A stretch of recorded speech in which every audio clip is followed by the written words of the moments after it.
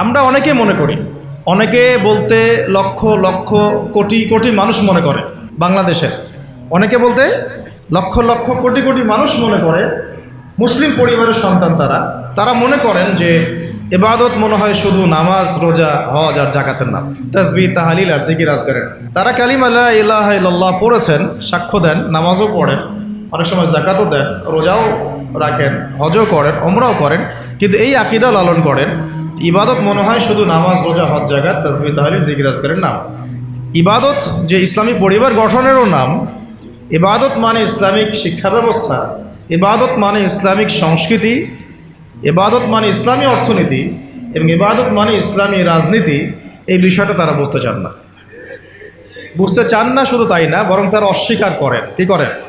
সরাসরি অস্বীকার করেন। এবং অস্বীকার করে তারা কি করেন? অস্বীকার করে তারা মানব রচিত তন্ত্র মন্ত্র মতবাদের পূজা করেন। ইবাদত করে কি অস্বীকার করে কি করেন? এমন না যে অস্বীকার করে চুপ করে বসে থাকেন, অস্বীকার করে বরং অন্য কোনো সভ্যতার, অন্য কোনো দর্শনের, অন্য কোনো আদর্শের, অন্য কোনো তন্ত্রের মন্ত্রের তারা পূজা করেন, যেটাকে আমরা কোরআনের ভাষায় বলি তাগুত। কি বলি? তাগুত। অথচ প্রত্যেক নবী রসুলকে পাঠানো হয়েছিল একটা উদ্দেশ্য দিয়ে। কি সেটা? প্রত্যেক নবী রসুল একটা দাওয়াত দিয়েছেন। সেই দাওয়াতটা কি ছিল? তোমরা আল্লাহর ইবাদত করো, ওয়াজতানিবু তাগুত, তোমরা তাগুতকে বর্জন করো, মানে তাগুতের সাথে কুফরি করো এবং আল্লাহর ইবাদত করো।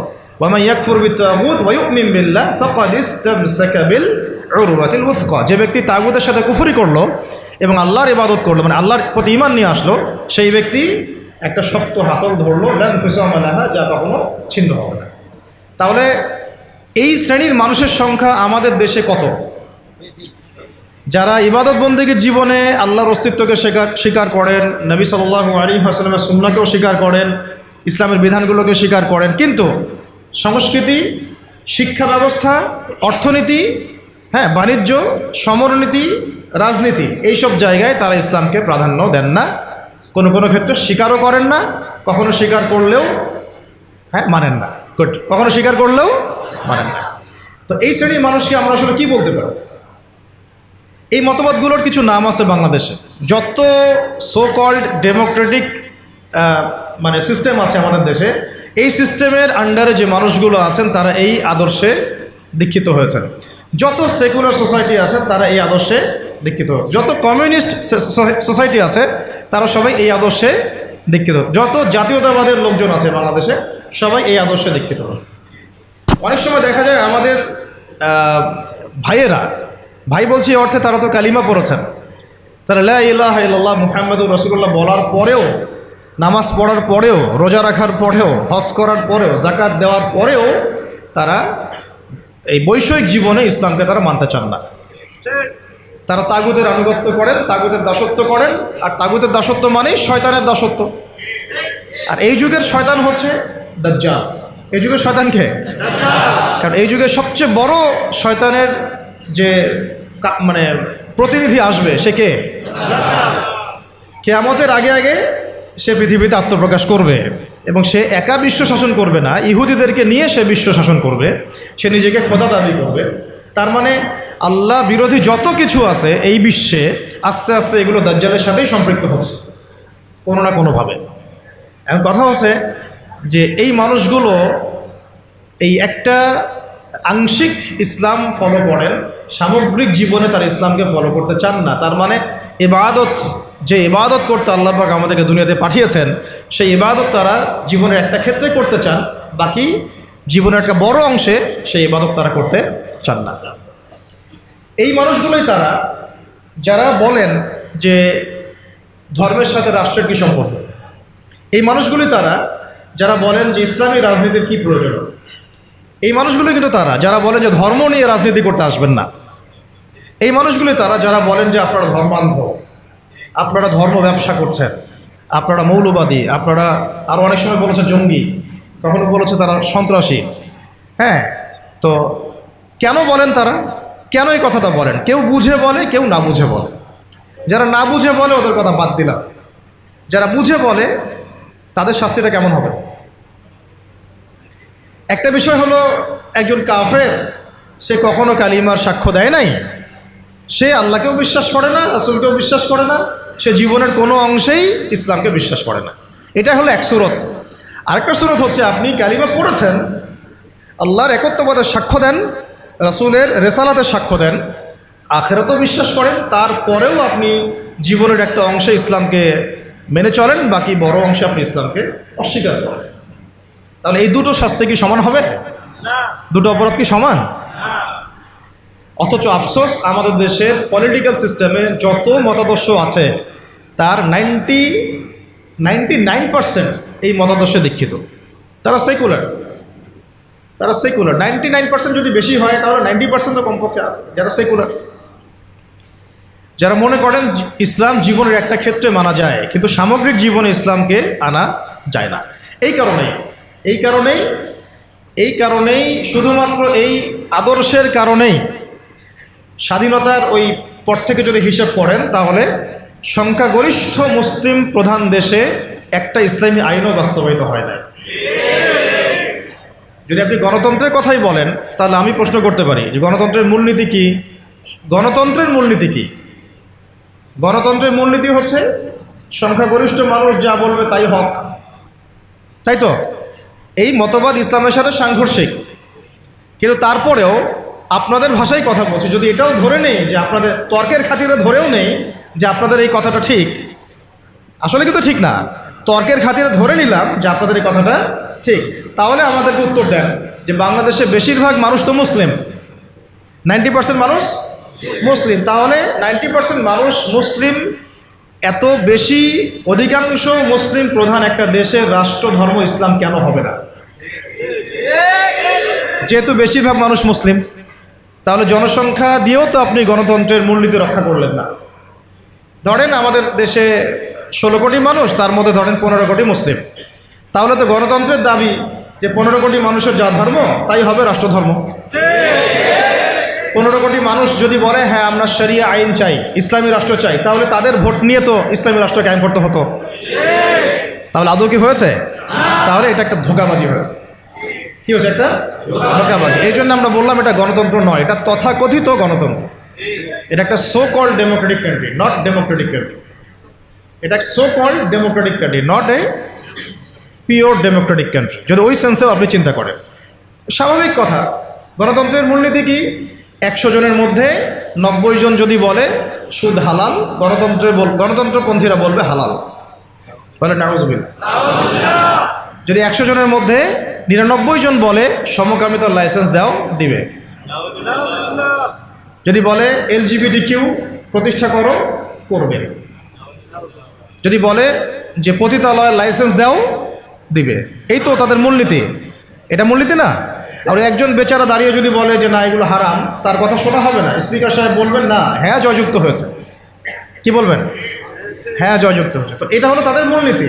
তো এই মূলনীতি ইসলামের সাথে সরাসরি সাংঘর্ষিক, কিন্তু তর্কের খাতিরে যদি ধরেও নেই যে আপনার কথা ঠিক, আপনার মূলনীতি ঠিক আছে, তাহলে বেশিরভাগ মানুষ যেহেতু মুসলিম, তাহলে কেন ইসলাম রাষ্ট্রধর্ম হলো না? কেন সংবিধানে ইসলামী আইনগুলো আসলো না? কেন মুসলিমদের ধর্মগ্রন্থই সংবিধান হলো না? কেন মুসলিমদের উসওয়াতুল হাসানা নবী মুহাম্মদ সাল্লাল্লাহু আলাইহি ওয়াসাল্লামের রেখে যাওয়া সুন্নতার বিধানগুলো আমাদের সংবিধানে স্থান পেল না? কেন পেল না? কেন আমরা আল্লাহ এবং তার রাসূলের বিধান থাকতেও মানবরচিত বিধান কেন রচনা করলাম? কেন আমরা আমাদের সংবিধানে আল্লাহ বিরোধী আইনগুলো নিয়ে আসলাম? যদি আমরা এটা মানি যে হ্যাঁ গণতান্ত্রিক পদ্ধতিতেই বেশিরভাগ মানুষ যা বলে সেটাই সত্য, তাহলে আমরা তো এখানে বেশিরভাগ মানুষ মেজরিটি, আমাদের সংখ্যা তো বেশি, তাহলে আমাদের মতামতগুলো কেন নেওয়া হলো না?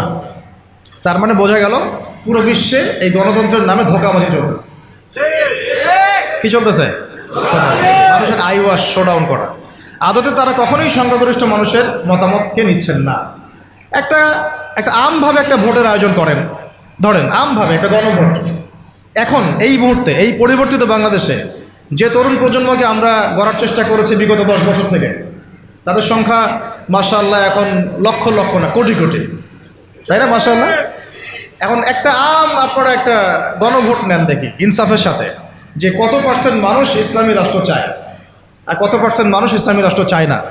কত পার্সেন্ট মানুষ চায় যে বাংলাদেশে একটা ইসলামী রাষ্ট্র হোক বা একটা ইসলামপন্থী সরকার আমাদের মাথার উপরে আসুক। একটা আমভাবে গণভোট নেন, তারপর দেখেন কে জিতে কে হারে। কিন্তু ইনসাফের সাথে এটা কি কখনো নেওয়া হয়েছে? সব রাতের অন্ধকারে হয়েছে। সব কি হয়েছে? এটা ধোঁকাবাজি, ধোঁকাবাজি না? তো এই দর্শনে যারা বিশ্বাস করেন তারা জীবনের একটা অংশে ইসলামকে মানেন, বাকি অংশে তার ইসলামকে মানেন। তারাই বলেন যে ইসলাম ধর্মকে আবার রাষ্ট্রে আনার কি দরকার, সংবিধানে কেন আল্লাহর আইন আনতে হবে, এগুলো তো মৌলবাদী কথা হয়ে যায়, এগুলো তো চরমপন্থা হয়ে যায়, এগুলো তো সেকেলে কথা হয়ে যায়, এই যুগে কি এগুলো চলে? নাউযুবিল্লাহ মিন যালিক। তারা এগুলো বলেছে না? এর বাইরে একটা শ্রেণী আছে এই অঙ্গনে, তাদেরকে বলা হয় কমিউনিস্ট। কি বলা হয়? যত বামপন্থী তারা এই দলের অন্তর্ভুক্ত। তাদের মতামতটা আরও বেশি গর্হিত, কারণ গণতন্ত্রপন্থীরা অন্তত জীবনের একটা ক্ষেত্রে আল্লাহর অস্তিত্ব স্বীকার করে। কোন ক্ষেত্রে? ধর্মীয় জীবনে, ব্যক্তিগত জীবনে। কিন্তু কমিউনিস্টে যারা বিশ্বাসী, কমিউনিজমে যারা বিশ্বাসী, তারা স্রষ্টা ঈশ্বরের অস্তিত্বেই বিশ্বাস করে।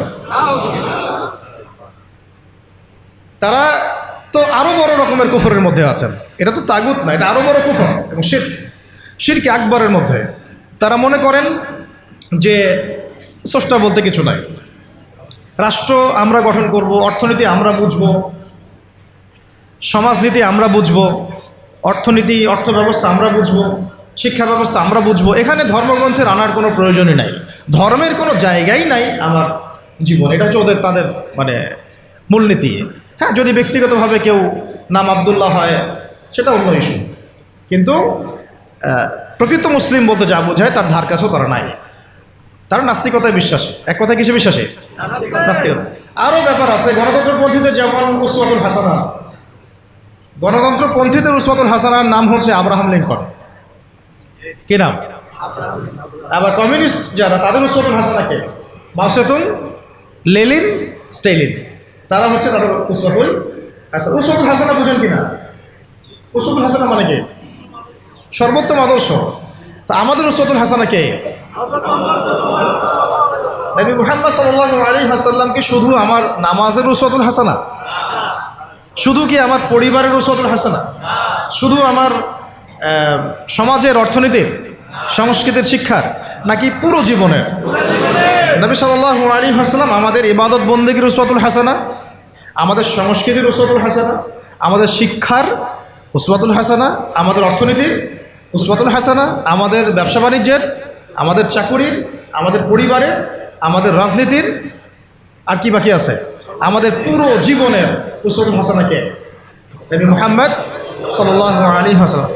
আমরা একজন ব্যক্তিকে উসওয়াতুল হাসানা মেনে চলছি এবং তার সাহাবায়ে কেরাম তো আছেনই। মা আনা আলাইহি ওয়া আসহাবি, মা আনা আলাইহি ওয়া আসহাবি, আমি যার উপরে আছি আমার সাহাবীরা যার উপরে আছে। কিন্তু গণতন্ত্রপন্থীদের উসওয়াতুল হাসানা ধর্মীয় জীবনে নবী মুহাম্মদ সাল্লাল্লাহু আলাইহি ওয়াসাল্লাম, কিন্তু অর্থনৈতিক জীবনে ওয়ার্ল্ড ব্যাংক। অর্থনৈতিক জীবনে কি?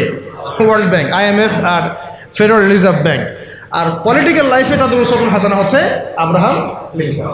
কত ইলাহ তাদের, হ্যাঁ, তাই না? অনেক ইলাহ না? আবার কমিউনিস্ট যারা, তাদের উসওয়াতুল হাসানা কারো ব্যক্তি জীবনে হয়তো মুহাম্মদ সাল্লাল্লাহু আলাইহি ওয়াসাল্লাম, কিন্তু অর্থনীতিতে তার উসওয়াতুল হাসানা হচ্ছে পুঁজিবাদ। কোনটা? পুঁজিবাদ। আর রাজনৈতিক জীবনে তার উসওয়াতুল হাসানা হচ্ছে মাওসেতুং, লেনিন, স্টেলিন আর মুসোলিনি। ওই সোভিয়েতের সময় যা হয়েছে আর কি, তাই। তো তাদেরও অনেক ইলাহ, অনেক উসওয়া। আবার যারা সেকুলার, যারা কি সেকুলারিজমে বিশ্বাসী, তাদের উসওয়াতুল হাসানা কারা? তাদের উসওয়াতুল হাসানা হচ্ছে পশ্চিমা সভ্যতা। কারা? পুরা পশ্চিমা সভ্যতা। পশ্চিমা সভ্যতা যা বলবে তাই। পশ্চিমারা যদি বলে এটা হক, ওরা বলবে হ্যাঁ হক। পশ্চিমারা যদি বলে এটা বাতিল, ওরা বলবে বাতিল। আল্লাহর আইন একদিকে পড়ে থাক, রাসূলের কথা একদিকে পড়ে থাক, কিছু যায় আসে না তাদের। পশ্চিমারা কি বললো এটা হচ্ছে কথা। যদি তারা ইসলামের পক্ষে কোনো কিছু চালু করে আর পশ্চিমারা চোখ রাঙানি দেয়, ভয়ে সেখানে প্যান্টে পেশাব করে দিবে। যদি তারা ইসলামের পক্ষে অবস্থান নেয় আর ভারত একটু চোখ রাঙানি দেয়, তাহলে ভয়ে ওরা পেশাব করে দেবে। এই হলো তাদের উসওয়াতুল হাসানা। তাদের উসওয়াতুল হাসানা হচ্ছে বিশ্বের পশ্চিমা এবং যত রাম বাম প্রগতিশীল পরাশক্তি, এগুলো ওদের উসওয়াতুল হাসানা। কিন্তু আমরা মুসলিম, আমাদের উসওয়াতুল হাসানা জীবনের সর্বক্ষেত্রেই একজন ব্যক্তি, তার নাম মুহাম্মদ সাল্লাল্লাহু আলাইহি ওয়াসাল্লাম। তো মূল জায়গাটা আলোচনা করলাম এই কারণে, আপনাদের বোঝার সুবিধার্থে, যে ইবাদত করার ক্ষেত্রে এসে আমরা যে ইসলামকে কত ভাগে ভাগ করে ফেলছি তা ঠিক নাই। অথচ ইবাদত করতে আল্লাহ পাক বলেছেন জীবনের সমস্ত ক্ষেত্রেই আমার বিধান মেনে চলো। তুমি নামাজ পড়লেও আমার বিধান মতোই পড়তে হবে, রোজা রাখলেও আমার বিধান মতোই পড়তে হবে, হজ করলেও জাকাত দিলেও আমার বিধান মতোই করতে হবে, নবীর সুন্নাহ অনুযায়ী করতে হবে। তুমি যদি সমাজনীতি পরিচালনা করতে চাও, সমরনীতি পরিচালনা করতে চাও, সংস্কৃতি পরিচালনা করতে চাও, শিক্ষা ব্যবস্থা প্রণয়ন করতে চাও, তুমি যদি ইলেকশন করতে চাও বা রাজনীতিও করতে চাও, তবুও কি করতে হবে? আমার বিধান মোতাবেকই তোমাকে আগাতে হবে। তুমি এখানে অন্যের বিধানে দাসত্ব করতে পারবে না। যদি করো তাহলে তুমি জীবনের এক ক্ষেত্রে আল্লাহকে মানো, আরেক ক্ষেত্রে শয়তানকে মানো। তুমি জীবনের এক ক্ষেত্রে আল্লাহকে মানো, আরেক ক্ষেত্রে শয়তানকে। তুমি জীবনের এক ক্ষেত্রে আল্লাহর দাসত্ব করো, আরেক ক্ষেত্রে তাগুতের দাসত্ব করো। এই সহজ সরল কথাটা আমরা আমাদের জাতিকে আসলে এখনও হয়তো বোঝাতে পারি নাই। অনেকে বুঝে করে, অনেকে না বুঝে করে। যারা এখন এই রাজনীতিগুলোর মধ্যে আছেন বেশিরভাগই এগুলো বুঝেন না, বেশিরভাগই বুঝেন না। দেখবেন অনেক বড় একটা রাজনৈতিক দলের একজন মুখপাত্র সেদিনই বলে দিলেন যে দেখেছেন ধর্ম নিয়ে কি ধর্মান্ধতা সৃষ্টি হয়েছে আমাদের দেশে, দেখেছেন ধর্ম নিয়ে কি উন্মাদনার সৃষ্টি হয়েছে। বলেছেন না একজন? ধর্ম নিয়ে উন্মাদনা সৃষ্টি হবে কেন? বরং ধর্মকে আমরা জীবনের সব ক্ষেত্রে প্রতিষ্ঠা করতে চাই। এটার নাম তো উন্মাদনা না, এটা বরং আমাদের উপর ফরজ। এটা আমাদের উপর কি ফরজ? আপনি যদি নামাজ পড়েন তাহলে নামাজের ক্ষেত্রে আল্লাহর বিধান মানা ফরজ না? তাহলে আপনি যদি ব্যবসা করতে যান সেখানে আল্লাহর বিধান মানা ফরজ না? আপনি যদি অর্থনীতি পরিচালনা করতে যান সেখানে কি আল্লাহর বিধান মানা ফরজ না? যদি আল্লাহ পাক আপনাকে রাজনৈতিক ক্ষমতা দেন তো সেখানে ইসলামী বিধান অনুযায়ী, আল্লাহর বিধান অনুযায়ী রাষ্ট্র পরিচালনা করা কি ফরজ না? সহজ কথা। কথাটা কি কঠিন? খুব সহজ একটা কথা, কিন্তু যে আমি মুসলিম, আমি জীবনের সর্বক্ষেত্রেই আল্লাহর বিধান মেনে চলব। খুবই সহজ সরল কথা। এখন যদি কেউ বলে যে ভাই আমি এটা বুঝি, কিন্তু আমি পারিপার্শ্বিক চাপে বিভিন্ন কারণে, বিভিন্ন সমস্যার কারণে আমি 100% এখন পারছি না, সেটা একটা সুরত হতে পারে, সেটা আলাদা একটা সুরত হতে পারে যে হ্যাঁ সে ব্যক্তি না হয় মানে, সে ব্যক্তি বুঝে, সে স্বীকারও করে, কিন্তু বলছে বিশ্বের পারিপার্শ্বিক চাপের কারণে হোক, আমার অভ্যন্তরীণ সমস্যার কারণে হোক, অনেকের কারণে হোক, অর্থনৈতিক মন্দার কারণে হোক, বিভিন্ন কারণে আমি 100% পারছি না, কিন্তু আমার উদ্দেশ্য আছে 100% প্রতিষ্ঠা করার। কিন্তু এটা তো আমরা দেখি নাই। দেখেছি কি? আমরা দেখেছি কিভাবে আস্তে আস্তে ওই রাজনৈতিক ক্ষমতাকে কাজে লাগিয়ে ইসলামকে মাইনাস করা হয়েছে। প্রথমে মাইনাস করা হয়েছে রাজনীতি থেকে, তারপরে মাইনাস করা হয়েছে অর্থনীতি থেকে, তারপরে আস্তে আস্তে মাইনাস করা হলো সংস্কৃতি থেকে, তারপরে মাইনাস করা হলো পুরো শিক্ষা সিস্টেম থেকে, তারপরে তারা হস্তক্ষেপ করলো পুরো ধর্মীয় জীবনে, মসজিদের উপরে, মাদ্রাসার উপরে, তাই না? আস্তে আস্তে আস্তে আস্তে ওলামায়ে কেরামকে পর্যন্ত তারা এই জেলের মামলার আসামি, হুমকি ধামকি, গুম খুন ফাঁসি কত কি হয়ে গেল। তবে শুরুটা করেছিল তারা রাজনৈতিক ক্ষেত্রে, প্রথমে ইসলামকে মাইনাস করেছে। প্রথমে কি পলিটিক্যাল লাইফে তারা ইসলামটাকে মাইনাস করেছে, তারপরে অর্থনৈতিক লাইফে তারা মাইনাস করেছে, সংস্কৃতির মধ্যে মাইনাস করেছে, শিক্ষা ব্যবস্থায় তো মাইনাস করে ফেললো, তারপরে আস্তে আস্তে এটা মসজিদের উপর প্রভাব বিস্তার করলো, মাদ্রাসার উপরেও প্রভাব বিস্তার করলো, এমনকি মসজিদ কমিটির মধ্যেও তারা ঢুকে পড়লো। তাহলে আমরা একটা জিনিস বুঝতে পারলাম যে যদি আমরা আমাদের সমস্যার শেকড় ঠিক না করি তাহলে আমার ঘর পর্যন্ত আর ঠিক থাকবে না, তাই না কথা? যদি আমরা ওই সমস্যার গোড়া ঠিক না করতে পারি তাহলে আমার ব্যক্তি জীবনেও দিন পালনের স্বাধীনতা থাকবে না, যার প্রমাণ আমরা বিগত 15 বছর দেখে আসছি। তাই আমাদের সবার একটা ফিকির থাকা উচিত এখন যে কিভাবে আমরা একটা ইসলামী রাষ্ট্র কায়েম করব। খোলামেলা আলোচনা করতে হবে এখন আমরা কিভাবে একটা ইসলামী রাষ্ট্র কায়েম করব। তার আগে আর দু একটা কথা আমাদের জানা উচিত যে ইসলামী রাষ্ট্রের এই কনসেপ্টটা নতুন কোনো কনসেপ্ট না। আদম আলাইহিস সালামও আল্লাহর খলিফা ছিলেন, নূহ আলাইহিস সালামও আল্লাহ পাকের বিধান অনুযায়ী তার জাতিকে পরিচালনা করেছেন, ইব্রাহিম আলাইহিস সালামও করেছেন, তাই না?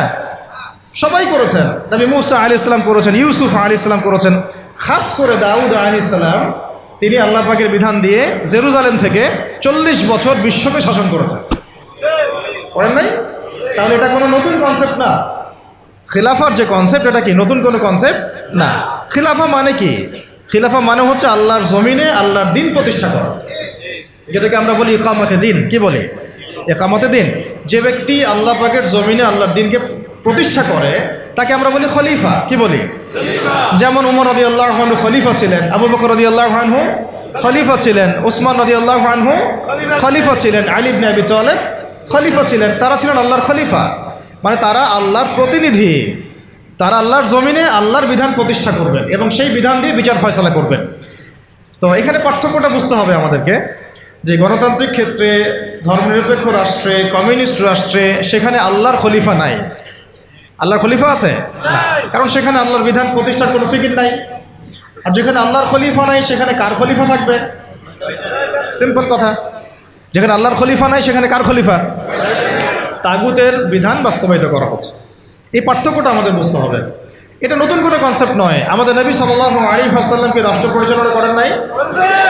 তার রাষ্ট্রের নাম কি? না বুঝে বলেন না। তার প্রথম রাষ্ট্রের নাম কি? মদিনা। মদিনা প্রথম ইসলামিক রাষ্ট্রের নাম কি?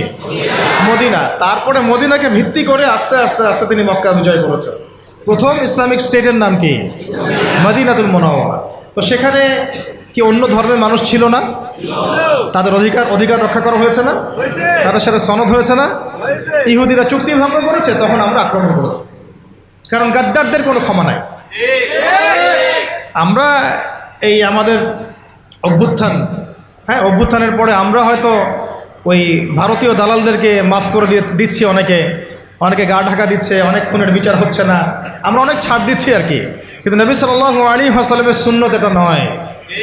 তার সুন্নত হচ্ছে জালেমের উপর দয়া, মানে হচ্ছে মাজলুমের উপর খেয়ানত। জালেমের উপর মারহামাত, মাজলুমের উপরে কি? খেয়ানত। নবী সাল্লাল্লাহু আলাইহি ওয়াসাল্লামের সাথে গাদ্দারি করেছে বনু কাইনুকা, নবীজি বের করে দিয়েছেন। তাও একজন মুসলিম নারীর সম্ভ্রমহানি করেছিল, তাতেই পুরা বনু কাইনুকাকে বের করে দেওয়া হয়েছে। আর আমরা তো দেখছি যে প্রকাশ্যে সাইফুল ইসলামকে জবাই করা হলো, কোনো বিচার হইল না, তাই না বিষয়টা?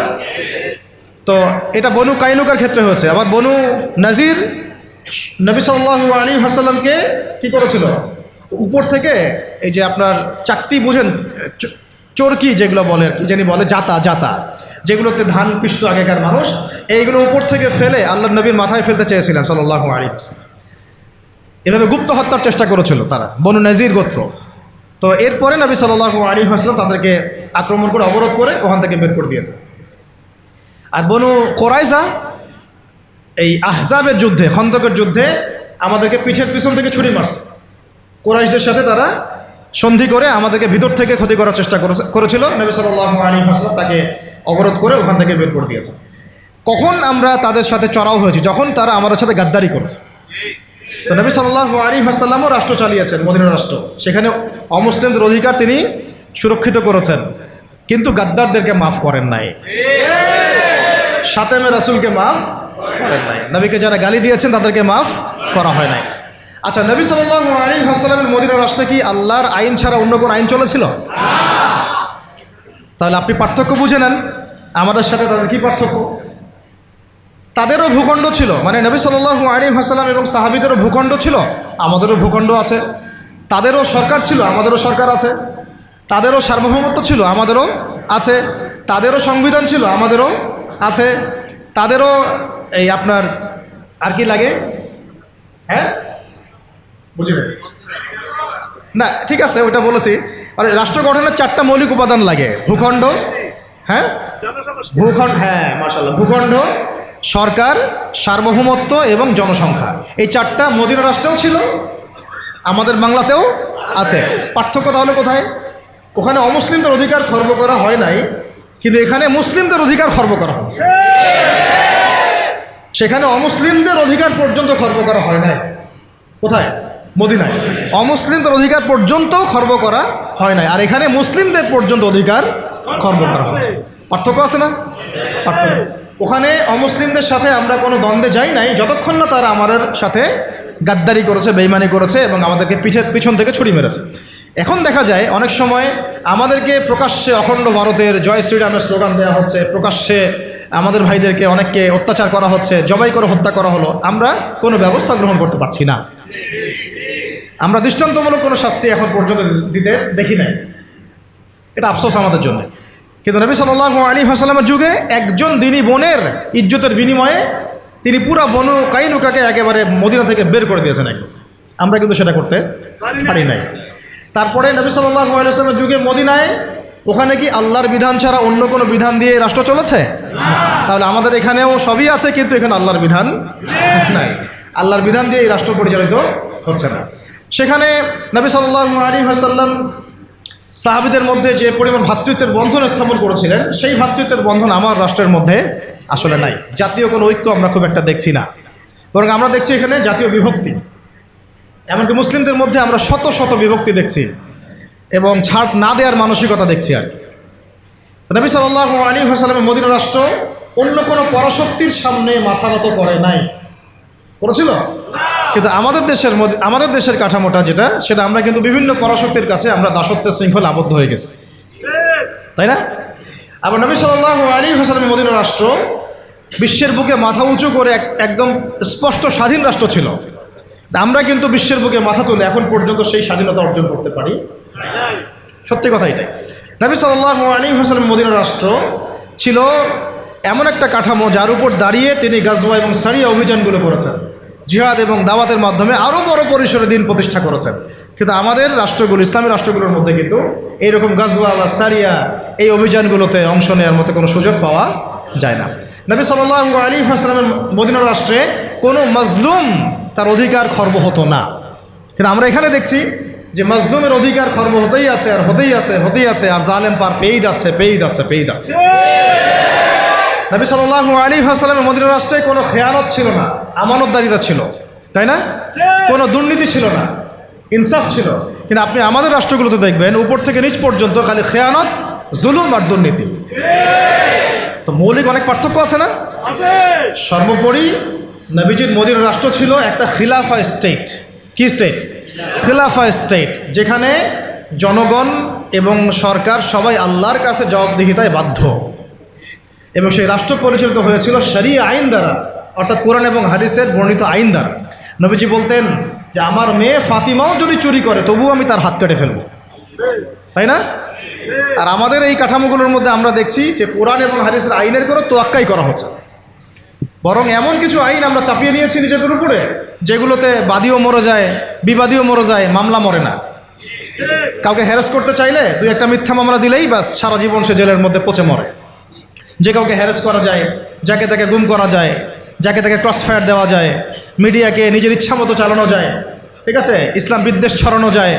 হ্যাঁ, তথাকথিত মুনাফেক, তথাকথিত না, এগুলো পাক্কা মুনাফেকদেরকে দিয়ে টকশো করানো যায়, ঠিক আছে, দিয়ে ইসলাম বিদ্বেষ ছড়ানো যায়, শিক্ষা থেকে ইসলামকে উঠানো যায়, সংস্কৃতি থেকে ইসলামকে উঠানো যায়, মানুষের সুদ খাওয়ানো যায়, পুরো জাতিকে মায়ের সাথে জেনা করানো যায়, তাই না? এবং নিজের ক্ষমতা টিকিয়ে রাখার স্বার্থে মুশরিকদের দাসত্ব করা যায়। তো এই রাষ্ট্র ব্যবস্থাগুলোর মৌলিক পার্থক্য কি আমরা বুঝতে পারছি? যে মদিনা রাষ্ট্র কীরকম একটা পবিত্র এবং প্রামাণ্য একটা রাষ্ট্র ছিল, স্বতন্ত্র, স্বাধীন, সার্বভৌম একটা রাষ্ট্র ছিল, যে রাষ্ট্র এবং জনগণ আল্লাহ ছাড়া কাউকে ভয় করতো না, তাই না? এবং সেই রাষ্ট্রটাকে ভিত্তি করে নবী সাল্লাল্লাহু আলাইহি ওয়াসাল্লাম দাওয়াত এবং জিহাদের মধ্য দিয়ে আস্তে আস্তে রাষ্ট্রের আয়তন বাড়িয়েছেন, জনসংখ্যা বেড়েছে, ইসলাম প্রসারিত হয়েছে। এবং যেই মক্কায় 13 বছর আমরা জুলুমের শিকার ছিলাম, সেই মক্কা আমরা বীরের বেশে জয় করলাম, তাই না? শুধু কি সেখানেই থেমে গেলাম? সেটাকে ভিত্তি করে আবার আবু বকর রাদিয়াল্লাহু আনহু, ওমর, ওসমান, আলী, 4 খলিফার যুগে ইসলাম অর্ধেক বিশ্ব পর্যন্ত ছড়ায় গেল। একদম ওই আপনার স্পেন থেকে, পর্তুগাল থেকে নিয়ে চায়না পর্যন্ত, এদিকে আপনার কি বলবো, আফ্রিকা থেকে নিয়ে একেবারে সাইপ্রাস থেকে শুরু করে আফগানিস্তান, পাকিস্তান, সিন্ধু পর্যন্ত পুরো কন্টিনেন্টটা ইসলামের ছায়াতলগত হলো না 4 খলিফার সময়? ওই খেলাফা রাষ্ট্রের উপর দাঁড়িয়ে হয়েছে।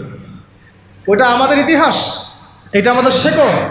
আমরা এই জাতি ছিলাম, সেখান থেকে আমরা কোথায় আসছি একটু চিন্তা করতে পারছেন? পুরো রাষ্ট্র ব্যবস্থার মধ্যে দুর্নীতি, অনিয়ম, জুলুম, খেয়ানত, মানে মাজলুমের অধিকার খর্ব করা, হ্যাঁ, আইনের সুশাসন নিশ্চিত না হওয়া, একেবারে জোরজার মূল্যোক্তার, জ্ঞানীদেরকে মূল্যায়ন না করা, মূর্খদের রায় নিয়ে রাষ্ট্র পরিচালনা করা, হ্যাঁ, এবং আল্লাহ বিরোধী আইনগুলোকে হালাল করে নেওয়া, আল্লাহর হালালকে হারাম করে নেওয়া, আল্লাহর হারামকে হালাল করে ফেলা, হ্যাঁ, তাগুতি বিধান চাপিয়ে দেওয়া, ইসলামকে সংকুচিত করা, ইসলাম বিদ্বেষ ছড়ানো। কি করি নাই আমরা? মূল কথা হচ্ছে আমরা ইসলামটাকে শুধু ব্যক্তি জীবনে ওই ইহুদি খ্রিস্টানদের মতো, ওরা যেমন গির্জায়, প্যাগোডায় ধর্মকে সংকুচিত করেছে, ওই রকম আমরাও চেয়েছি যে ইসলামকে মসজিদের মধ্যে ঢুকায় তালা মেরে রেখে দেব, বাইরে ইসলামকে আমরা আসতে দিব না, তাই না? এটার বাস্তব রূপরেখা আমরা দেখেছি এই সেকুলার রাষ্ট্রগুলো। তো এখন যদি আমরা এগুলো থেকে কোনো শিক্ষা নিয়েই থাকি, তাহলে আমাদের আগে জানা উচিত যে ইসলামী রাষ্ট্র ব্যবস্থায় সুবিধা কি, অসুবিধাগুলো কি, এবং এখানে আমাদের ভূমিকাটা কি, নাকি আমরা আসলে চাই এভাবেই চলতে থাক। আসলে সিদ্ধান্তে আসে নাকি আপনারাই বলেন তো, আসলে কি এভাবে চলতে থাকা উচিত? দেখেন, এভাবে যদি চলতে থাকে, আমি আপনাদেরকে গ্যারান্টি দিচ্ছি, আল্লাহ না করুক যদি এইভাবে চলতে থাকে, তাহলে ব্যক্তি জীবনেও আপনি ইবাদত করার স্বাধীনতা হারাবেন। ইভেন আমরা তো আশঙ্কা করছিলাম যে কোন দিন জানি দাড়ি রাখার নিষেধাজ্ঞা চালু হয়। আপনারা কি তুরস্কের ইতিহাস পড়েছিলেন? যখন তুরস্ক প্রথম বিশ্বযুদ্ধে অটোম্যানরা যখন মানে ফার্স্ট ওয়ার্ল্ড ওয়ারে অংশ নিয়েছিল, হেরে গিয়েছিল, মোস্তফা কামাল আতাতুর্ককে ক্ষমতায় বসানো হয়েছিল, তখন আজান বন্ধ হয়ে গিয়েছিল, মাদ্রাসা বন্ধ হয়ে গিয়েছিল, মসজিদ তালা মারা হয়েছিল, দাড়ি রাখা নিষেধ করা হয়েছিল। এমন কোনো জুলুম নাই তখন করা হয় না। তো এভাবে যখন ইসলামকে রাজনৈতিক অঙ্গন থেকে সরিয়ে ফেলা হয়, তখন আস্তে আস্তে ইসলাম ব্যক্তি জীবন থেকে উঠে যায়, উঠিয়ে দেওয়া হয়। একটা সহজ সরল বিষয়, আমার কাছে যদি এই পুরো মিরপুর এলাকা, ধরেন অন্য কথা বাদ দিলাম, পুরো মিরপুর এলাকার অথরিটি যদি আমার কাছে থাকে, এবং আমি যদি একজন স্বাধীন শাসক হই মিরপুরের, ফর এক্সাম্পল একটা এক্সাম্পল দিচ্ছি, যে এই মিরপুর অঞ্চলটুকুর স্বাধীন শাসক একজন আমি, ধরেন XYZ, বা আপনি আব্দুর রহমান ওয়েবার নিউজ। এখন আপনার অথরিটি আছে, আপনি চাইলে আপনার এলাকার সব মদের বার বন্ধ করতে পারেন, সব জুয়ার আসর আপনি বন্ধ করতে পারেন, আপনি আপনার এখানে প্রশাসনিক বাহিনী দিয়ে এখানে জরিমানা করতে পারেন, আইনের সুশাসন নিশ্চিত করতে পারেন, আপনি এই এলাকার সমস্ত মসজিদকে আবাদ করতে পারেন, সমস্ত বক্তব্যে কোরআনের একেবারে কি বলবো, কোরআনের শিক্ষা প্রচার প্রসার আপনি বাস্তবায়ন করতে পারেন, প্রত্যেকটা মাদ্রাসাকে আপনি আরও উন্নত করতে পারেন, এমনকি ওলামায়ে কেরামদেরকে ভাতা দিতে পারেন, তাই না? তাদেরকে আপনি উন্নত জীবন দিতে পারেন, তাদেরকে জুলুমের হাত থেকে বাঁচাতে পারেন। মানে এক কথা, এই এলাকায় আপনি আল্লাহ এবং তার রাসূলের বিধানকে বাস্তবায়ন করতে পারবেন, সমস্ত জুলুমের শেকড় উপড়ায় ফেলতে পারবেন। কিন্তু যদি এই এলাকার শাসন ক্ষমতা আপনার হাতে না থাকে, আমি যদি একটা সাধারণ মানুষ হই, তাহলে আদৌ কি আপনি এগুলো করতে পারবেন? এই সহজ কথাটা আমরা বুঝি না। অনেকেই আমরা আমাদের কাপুরুষতার কারণে ঝুঁকি নিতে হবে এখানে জীবন যাওয়ার সুযোগ আছে, এই কারণে এই কথাগুলো বলাও আমরা ছেড়ে দিয়েছি। বিগত 15 বছরে কিন্তু এগুলো খুব একটা বলাও হয় নাই, বা যারাই বলতে চেষ্টা করেছেন তাদেরকে উঠিয়ে নেওয়া হয়েছে। আর এটা আল্লাহ পাকের রহমত যে আমরা এখনো বেঁচে আছি। বাঁচার তো কথা ছিল না, বাঁচার কথা কিন্তু ছিল না। আল্লাহ পাক তার দিনকে তার জমিনে প্রতিষ্ঠা করার জন্য, প্রসার করার জন্যই হয়তো আমাদেরকে রেখেছেন, অন্য কোনো উদ্দেশ্য নাই আমাদের এখানে।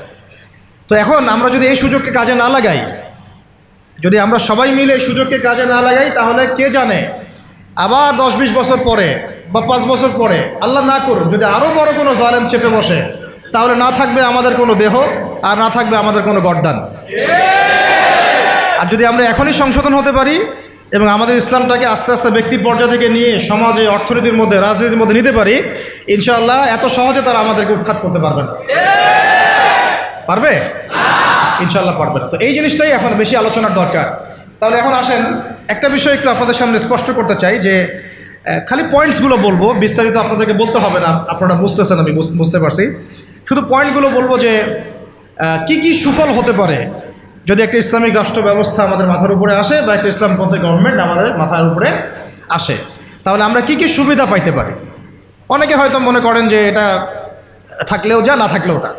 তো অনেকে আবার এগুলো নিয়ে আলোচনা করেন না, বা করেন না, এতে করে এটা মাথা থেকে মাইনাস হয়ে গেছে।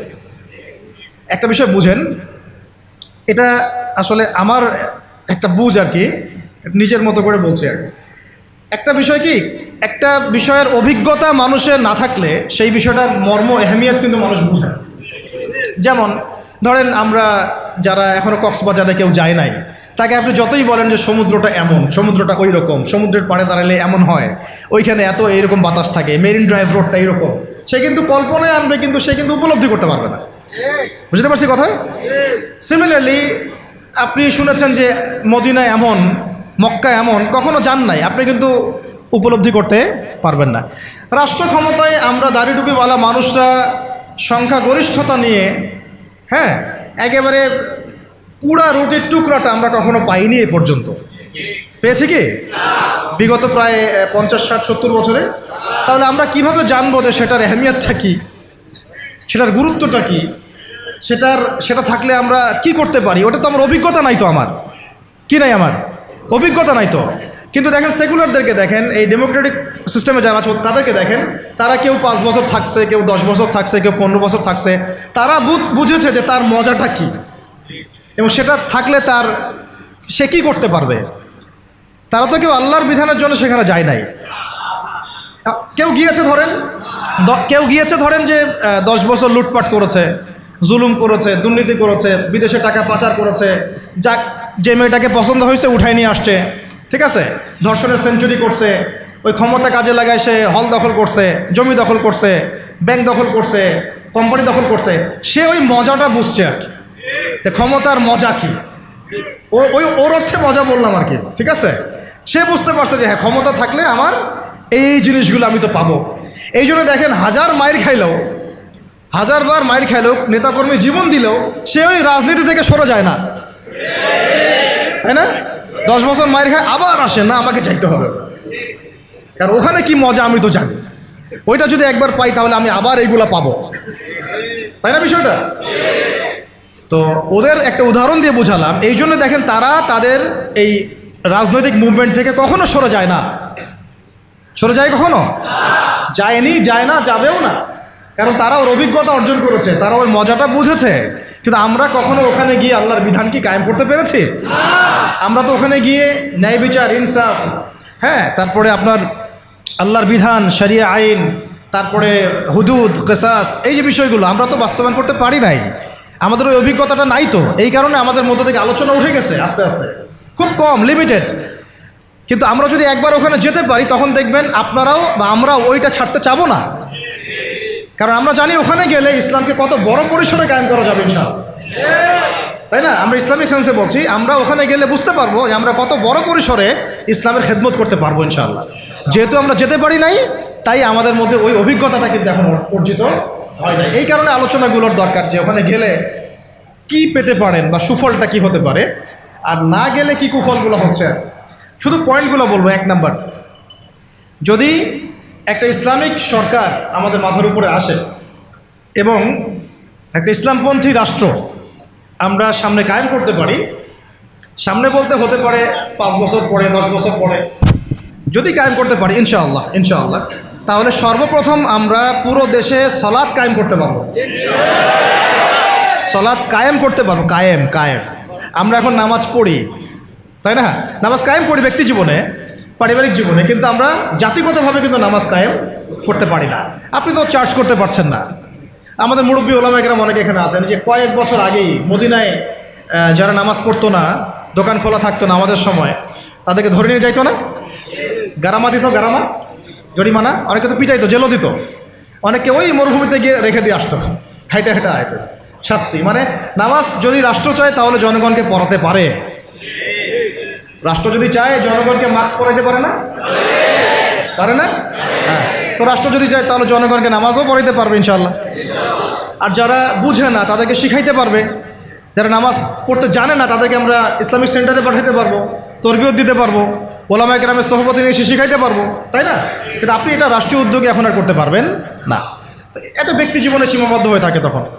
তো ব্যক্তি জীবনে থাকলে তো আপনি পড়লেও কি না, মানে পড়লে কেউ চার্জ করার নাই, না পড়লেও কেউ চার্জ করার নাই, এটা আপনার ব্যক্তিগত বিষয়ের সাথে নিসবত হয়ে গেল। কিন্তু জাতিগতভাবে কিন্তু নামাজ কায়েম হলো না। কিন্তু নবী সাল্লাল্লাহু আলাইহি ওয়াসাল্লাম কি মসজিদে কোনো সাহাবী না আসলে বা আসতে না পারলে খোঁজ দিতেন না? ওমর রাদিয়াল্লাহু আনহু খোঁজ দিতেন না? ওখানে কি এমন কোনো মুসলিম ছিল যিনি নামাজ পড়তেন না? তো এই একটা বিষয়, যেখানে আমরা কিন্তু এটা করতে এখনো পারি না। আপনি বলছেন 90% মুসলিমের দেশ, দেখেন 70% নামাজ পড়ে না। শুধু নামাজ না, তখন আপনি চাইলে প্রাইমারি লেভেলে, প্রাইমারি স্কুলে কোরআন শিক্ষা বাধ্যতামূলক করতে পারতেন না? হাই স্কুলে আরবি ভাষা শিক্ষা বাধ্যতামূলক করতে পারতেন, কোরআনের কিছু অনুবাদ তো বাধ্যতামূলক করতে পারতেন, সিলেবাসভুক্ত করতে পারতেন। অনার্স লেভেলে গিয়ে আমাদের এই ভাইরা তখন কোরআনের তাফসীর করতে পারতো, তর্জমা করতে পারতো, হাদিসের এরাব দিতে পারতো, এবারত পড়তে পারতো। তারা কি পারে? 95%ই পারে। মাস্টার্স লেভেলে গিয়ে তারা ইফতা দেওয়ার মতো যোগ্যতা হয়তো অর্জন করতে পারতো। আরও অনেক কিছু করা সম্ভব ছিল, কিন্তু এটা আপনি আর রাষ্ট্রীয়ভাবে এখন করতে পারছেন না। তাহলে একটা বিষয় হচ্ছে, দেখুন এক্সাম্পলটা বুঝেন। এখানে তো অনেক ফ্যাক্টরি আছেন আপনাদের এখানে, তো এটা দেখে মনে পড়লো আর কি উদাহরণটা, যে দেখেন ধরেন আমি একটা চাদর পরেছি, এটা ধার করছি আর কি, এটা আমার না। ধরেন আমি একটা চাদর পরেছি, এখন এই চাদরটা ধরেন যে এক ভাই হাতে সেলাই করছে, 10 জন মিলে হাতে সেলাই করছে, 10টা চাদর উৎপন্ন হচ্ছে, আর এখানে একটা চাদর তৈরির ফ্যাক্টরি আছে। উৎপাদন কার বেশি হবে? ইসলামিক রাষ্ট্র হচ্ছে একটা ফ্যাক্টরির মতো কাজ করবে, যা ইসলাম আরও অনেক বেশি ছড়াই দিতে পারবে, যেটা ব্যক্তিগতভাবে অতটা সম্ভব হয়ে ওঠে না। দাওয়াতের মাধ্যমে হয়, দাওয়াতের মাধ্যমে ব্যক্তিগত ইসলাম হয়, মানুষ ফিরে আসে, কিন্তু বড় পরিসরে ইসলাম কায়েম হয় না। বরং আমরা ইসলাহের যত মেহনত করি, ওরা ওদের শয়তানি শক্তি দিয়ে ওইটাকে আবার নস্যাৎ করার চেষ্টা করে, তাই না? আমরা ইসলাহ করে মানুষকে আল্লাহর পথে ডাকার চেষ্টা করি, ওরা গান বাজায় দিল, কনসার্ট করাই দিল, পর্নোগ্রাফি চালু করে দিল, মেয়ে নাচাই দিল, আল্লাহ বিরোধী আইন 4টা-5টা চালু করে দিল, বাস আপনার মেহনতের উপর পানি পড়ে গেল, তাই না বিষয়টা? অথচ যদি আমরা একটা ইসলামিক স্টেটের দিকে যেতে পারতাম, ইসলামিক রাষ্ট্র ব্যবস্থার দিকে, তাহলে ওই ক্ষমতা আমাদের হাতে থাকতো যে তারা উপরের লেভেল থেকে ইসলাম বিরোধী কোনো শক্তিকে মানে আমাদের উপর চাপিয়ে দিতে পারত না। 1 নম্বর হচ্ছে আমরা নামাজ প্রতিষ্ঠা করতে পারতাম জাতিগতভাবে, যেটা আমরা এখন পারছি না। 2, আমরা যাকাত কায়েম করতে পারতাম, যাকাত প্রতিষ্ঠা করতে পারতাম রাষ্ট্রীয়ভাবে। এটা মুসলিমদের জন্য বলছি, নামাজ এবং যাকাতের বিষয়গুলো। অমুসলিমদেরকে নিয়ে তো আমাদের এখন এভাবে ফিকির নাই। তারা আমাদের রাষ্ট্রে থাকবে, আমরা সহ অবস্থান করব, আমরা তাদের ধর্ম পালনে কোনো বাধা দিব না, আবার আমরা তাদের ধর্ম পালনের অংশও হব না। মানে না আমি মূর্তি ভাঙতে যাব, আর না আমি মূর্তি পাহারা দিব, আর না আমি মূর্তি গড়ে দিব। তারা লাকুম দিনুকুম ওয়ালিয়া দিন, তোমাদের দিন তোমরা পালন করো, আমাদের দিন আমরা পালন করব। এবং তোমরা আমাদেরকে জিজিয়া দিবা। কি দিবা? এই জিজিয়া কেন দিতে হবে? কারণ এই জিজিয়ার বিনিময়ে আমরা তাদের জান, মাল, সম্পদ, সন্তান সব কিছু নিরাপত্তার দায়িত্ব নেব, যেটা মদিনা রাষ্ট্রে ছিল। এটাকে বলা হয় যে তারা ইসলামিক রাষ্ট্রের মধ্যে আমাদের জিম্মায় থাকে, আমাদের জিম্মায় থাকে। ওই জিম্মা শব্দও তো এরা বুঝে না, এরা মনে করে জিম্মা মানে মনে হয় জিম্মি, পরিবার, আমার পরিবার। আপনি আমাকে জিজিয়া দিবেন, আপনার পুরো জান, মাল, ইজ্জত, পরিবারের দায়িত্ব আমাদের। কেউ আপনাদের দিকে বাঁকা চোখে তাকাইতে পারে। যদি তাকাইতে আসে কোনো মুসলমানও যদি আপনার উপর জুলুম করতে আসে, আমরা ওই মুসলমানের হাত কেটে ফেলে দেব যখন আপনার উপর জুলুম হবে। তখন যদি আপনি মাজলুম হন আর মুসলিম জালেম হয়, তাহলে আমরা তার বিরুদ্ধে ব্যবস্থা নেব। এটা হচ্ছে জিম্মাদারি। তো এরা দেখলাম যে এতটুকু বোঝে না। আমাদের একটা স্ট্যাটাস নিয়ে দেখলাম ভারতীয় একটা মিডিয়া এইসব অপপ্রচার চালাইছে আর কি, যে উনি বলছে যে অমুসলিমদেরকে জিম্মায় নিয়ে চলে আসবে। আরে ভাই, জিম্মা তো ভালো শব্দ। জিম্মা এত বড় শব্দ যে মানে আমার সন্তান যদি আপনার বিরুদ্ধে অন্যায় করে, আমি আমার নিজের হাতে সন্তানকে শাস্তি দিব, এটা হলো জিম্মা। তো যাই হোক, এটা তারা বুঝে না। এটা তাদের জন্যে না, এই সালাত এবং যাকাতের বিষয়টা কাদের জন্য না? মুসলিমদের জন্য। অমুসলিমদের জন্য এটা নয়। আমরা তাদেরকে দাওয়াত দিব। কি করব? তাদেরকে দাওয়াত দিব। যাকাত প্রতিষ্ঠা করা সম্ভব কিভাবে? আমরা রাষ্ট্রীয়ভাবে, যে রাষ্ট্রীয়ভাবে আমাদের যাদের নেশাব পরিমাণ সম্পদ হয়েছে, একেবারে তালিকাভুক্ত করে, শুমারি করে, একটা প্রশাসনের বাহিনীকে লাগিয়ে দিয়ে এইটাকে আমরা মানে উত্তোলন করতে পারি কিনা? নবী সাল্লাল্লাহু আলাইহি ওয়াসাল্লাম করেছিলেন কিনা? আবু বকর সিদ্দিক, ইবনুল খাত্তাব বিন আফফান, উসমান বিন আফফান, আলী ইবনে আবি তালেব, তারা করেন নাই? তখন কি এই যাকাতের অর্থগুলো গরিব মানুষের কাছে সমানভাবে বন্টন করা হয় নাই? যাকাতের 8টা খাতে। এবং তখন কি সমাজের মধ্যে গরিব মানুষের সংখ্যা বেশি ছিল না কম? একজনও খুঁজে পাওয়া যায় তো? ওয়াল্লাহি, এখনও যদি আমরা যাকাত ভিত্তিক অর্থ ব্যবস্থা চালু করতে পারতাম, তাহলে আমাদের সমাজেও কোনো গরিব মানুষ থাকতো না। আপনাদের যত ওই কমিউনিজমের মতামত আছে, আর ওই পুঁজিবাদ আছে, আর এই সমাজতন্ত্র আছে, হ্যাঁ, আর এই যে আরও যত মতবাদগুলো আছে, ওয়ার্ল্ড ব্যাংকের, IMF-এর, হ্যাঁ, ফেডারেল রিজার্ভ ব্যাংকের, এই সমস্ত মতবাদগুলোই ফেল করছে। মানবতার কল্যাণে তারা কিছুই করতে পারে না। মানবতার কল্যাণে প্র্যাকটিক্যালি কাজ করে দেখিয়েছেন নবী মুহাম্মদ সাল্লাল্লাহু আলাইহি ওয়াসাল্লাম কিভাবে ইসলামী এবং জাকাত ভিত্তিক অর্থ ব্যবস্থার মধ্য দিয়ে সমাজের দরিদ্র মানুষের হক আদায় করতে হয়, এটা তিনি দেখিয়ে দিয়েছেন। আপনারা সেটার কিছুই করতে পারেন, খালি এসব গদবাধা আমাদেরকে ইকোনমিক্সের বই পড়াইছেন। ইকোনমিক্সের কী করছেন?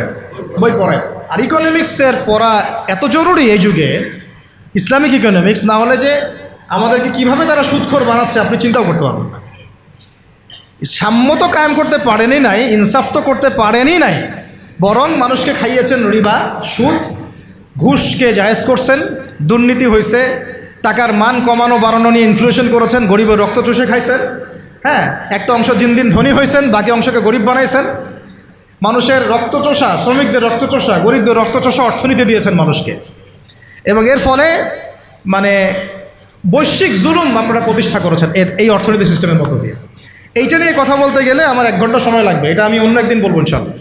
শুধু এই টপিকের উপর কথা বলবো ইনশাল্লাহ, যে বর্তমান অর্থ ব্যবস্থার ধোঁকাবাজি, বর্তমান অর্থ ব্যবস্থার অর্থনৈতিক সিস্টেমের ধোঁকাবাজি আপনি শুনলে আপনার চোখ কপালে চলে যাবে। আসলে যারা কম জানে ওরা ঘুমাইতে পারে শান্তিতে, যারা আসলে জানে তারা ঘুমাইতে পারে, বুঝছেন? আসলে সত্য কথা এটাই।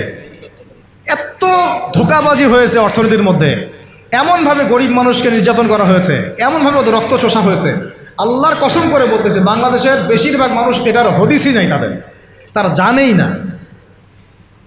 এবং এর পিছনে আছে ওই পশ্চিমা পরাশক্তি আর ওই ইসরায়েল এবং আমেরিকার শক্তি, এরা এই কাজগুলো করছে সারা ওয়ার্ল্ডে। আল্লাহ পাক আমাদেরকে বোঝার তৌফিক দান করে না। এখন এই জাকাত ভিত্তিক অর্থ ব্যবস্থা প্রতিষ্ঠা করা কিন্তু এখন ব্যক্তিগতভাবে সম্ভব নয়। ব্যক্তিগতভাবে সম্ভব, রাষ্ট্রীয়ভাবে যদি রাজনৈতিক ক্ষমতায় আমরা যেতে পারতাম ইসলামপন্থীরা, তাহলে এটা সম্ভব ছিল ইনশাআল্লাহ। 3 নাম্বার দেখুন যে আমাদের যে বাজার আছে, বাজার বলতে 2 রকম বাজার, একটা হচ্ছে আঞ্চলিক বাজার, একটা হচ্ছে বিশ্ব বাণিজ্য। এই দুটো বাজারের মধ্যে হারাম আছে না, হারাম পণ্য আছে না, মাপে কম দেওয়ার বিষয় আছে না, সিন্ডিকেট আছে না, থার্ড পার্টির তেলেসমাতি আছে না, এই সমস্ত বিষয়গুলোকে আমরা নিয়ন্ত্রণ করতে পারছি না। কিন্তু ইসলামী অর্থ ব্যবস্থা থাকলে বা ইসলামী বাজার ব্যবস্থা থাকলে, ইসলামিক যদি আমরা কী বল সাম্যের ইকোনমি যদি আমাদের সামনে থাকতো, তাহলে আমরা এই প্রত্যেকটা হারামকে বন্ধ করতে পারতাম ইনশাআল্লাহ। আমরা এই মজুদদারিগুলো বন্ধ করতে পারতাম, আমরা সিন্ডিকেট বন্ধ করতে পারতাম, আমরা এই যে ইনফ্লেশন বন্ধ করতে পারতাম, আমরা এই বাজারের যে জুলুমগুলা, দুর্নীতিগুলো, এগুলো বন্ধ করতে পারতাম। এগুলো কিন্তু আমরা বন্ধ করতে পারছি না, বরং ইনস্ট্যান্ট শাস্তির আওতায় আনা সম্ভব ছিল, আমরা এটা করতে পারছি না শুধুমাত্র ইসলামিক বিধান না থাকার কারণে। আল্লাহ পাক আমাদের বোঝার তৌফিক দান করেন। তারপরে দেখুন 4 নম্বর হচ্ছে আমাদের পুরো অর্থ ব্যবস্থায়, এটা ভালো করে বোঝেন, পুরো অর্থ ব্যবস্থায় ইকোনমিক সিস্টেমের মধ্যে 3টা জিনিস খুব মোটা দাগে আছে। একটা হলো জুলুম, একটা হলো খেয়ানত, একটা হচ্ছে দুর্নীতি। কি বললাম? জুলুম, খেয়ানত, দুর্নীতি। এই 3টা আমরা দূর করতে পারি নাই আমাদের অর্থ ব্যবস্থা থেকে।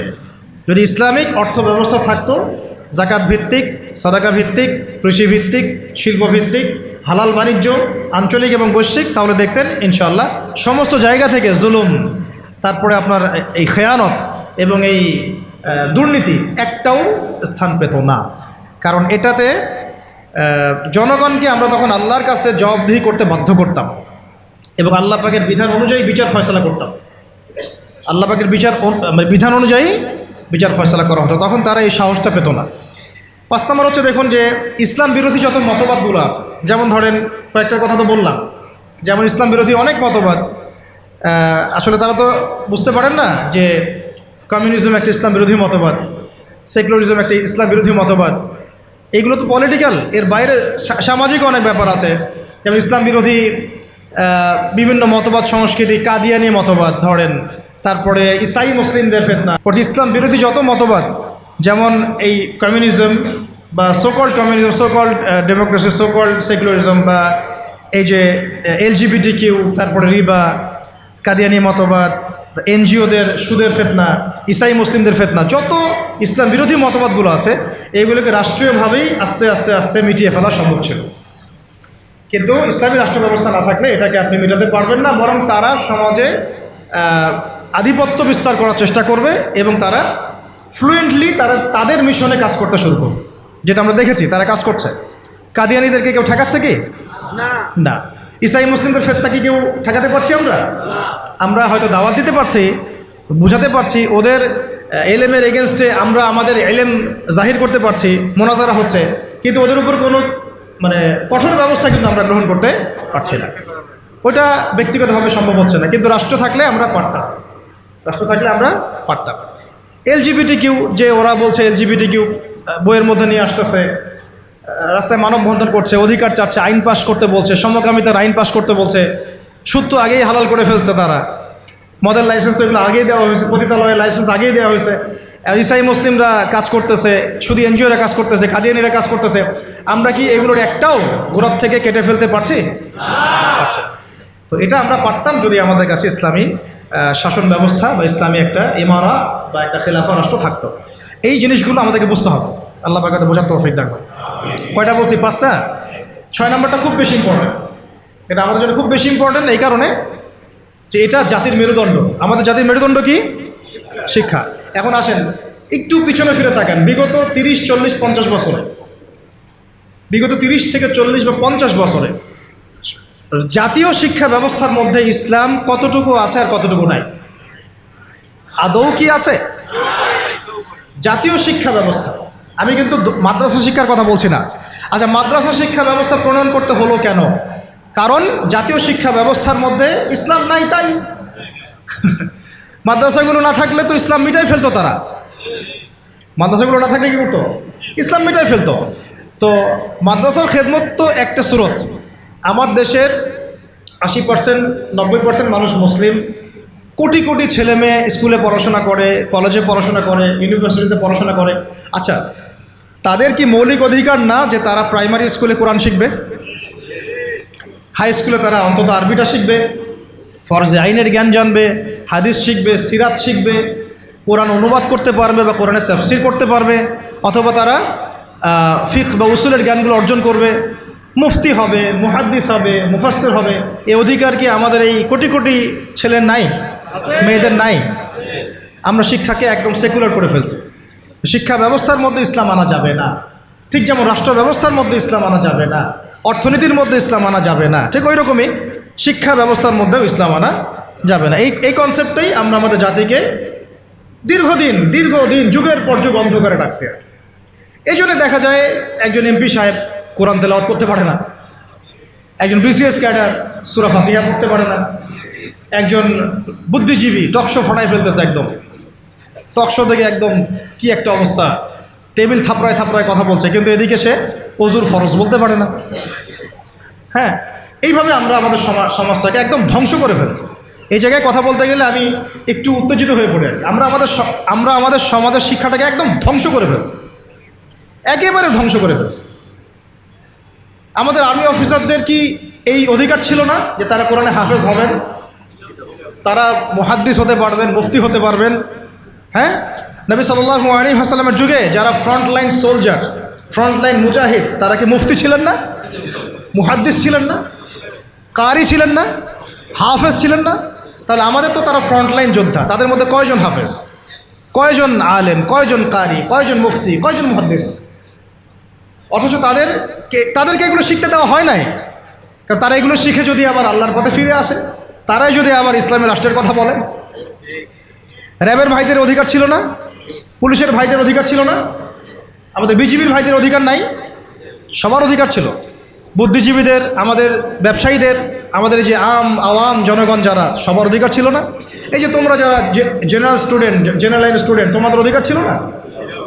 শিখতে দেওয়া হয় নাই।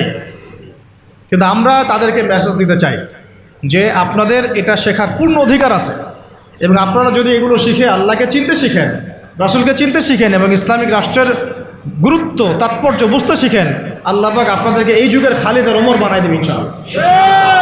এবং আপনারাই ইনশাআল্লাহ আজ হোক আর কাল হোক আপনারাই বলবেন যে এই রাষ্ট্রটা যেন ইসলামী রাষ্ট্র হয়।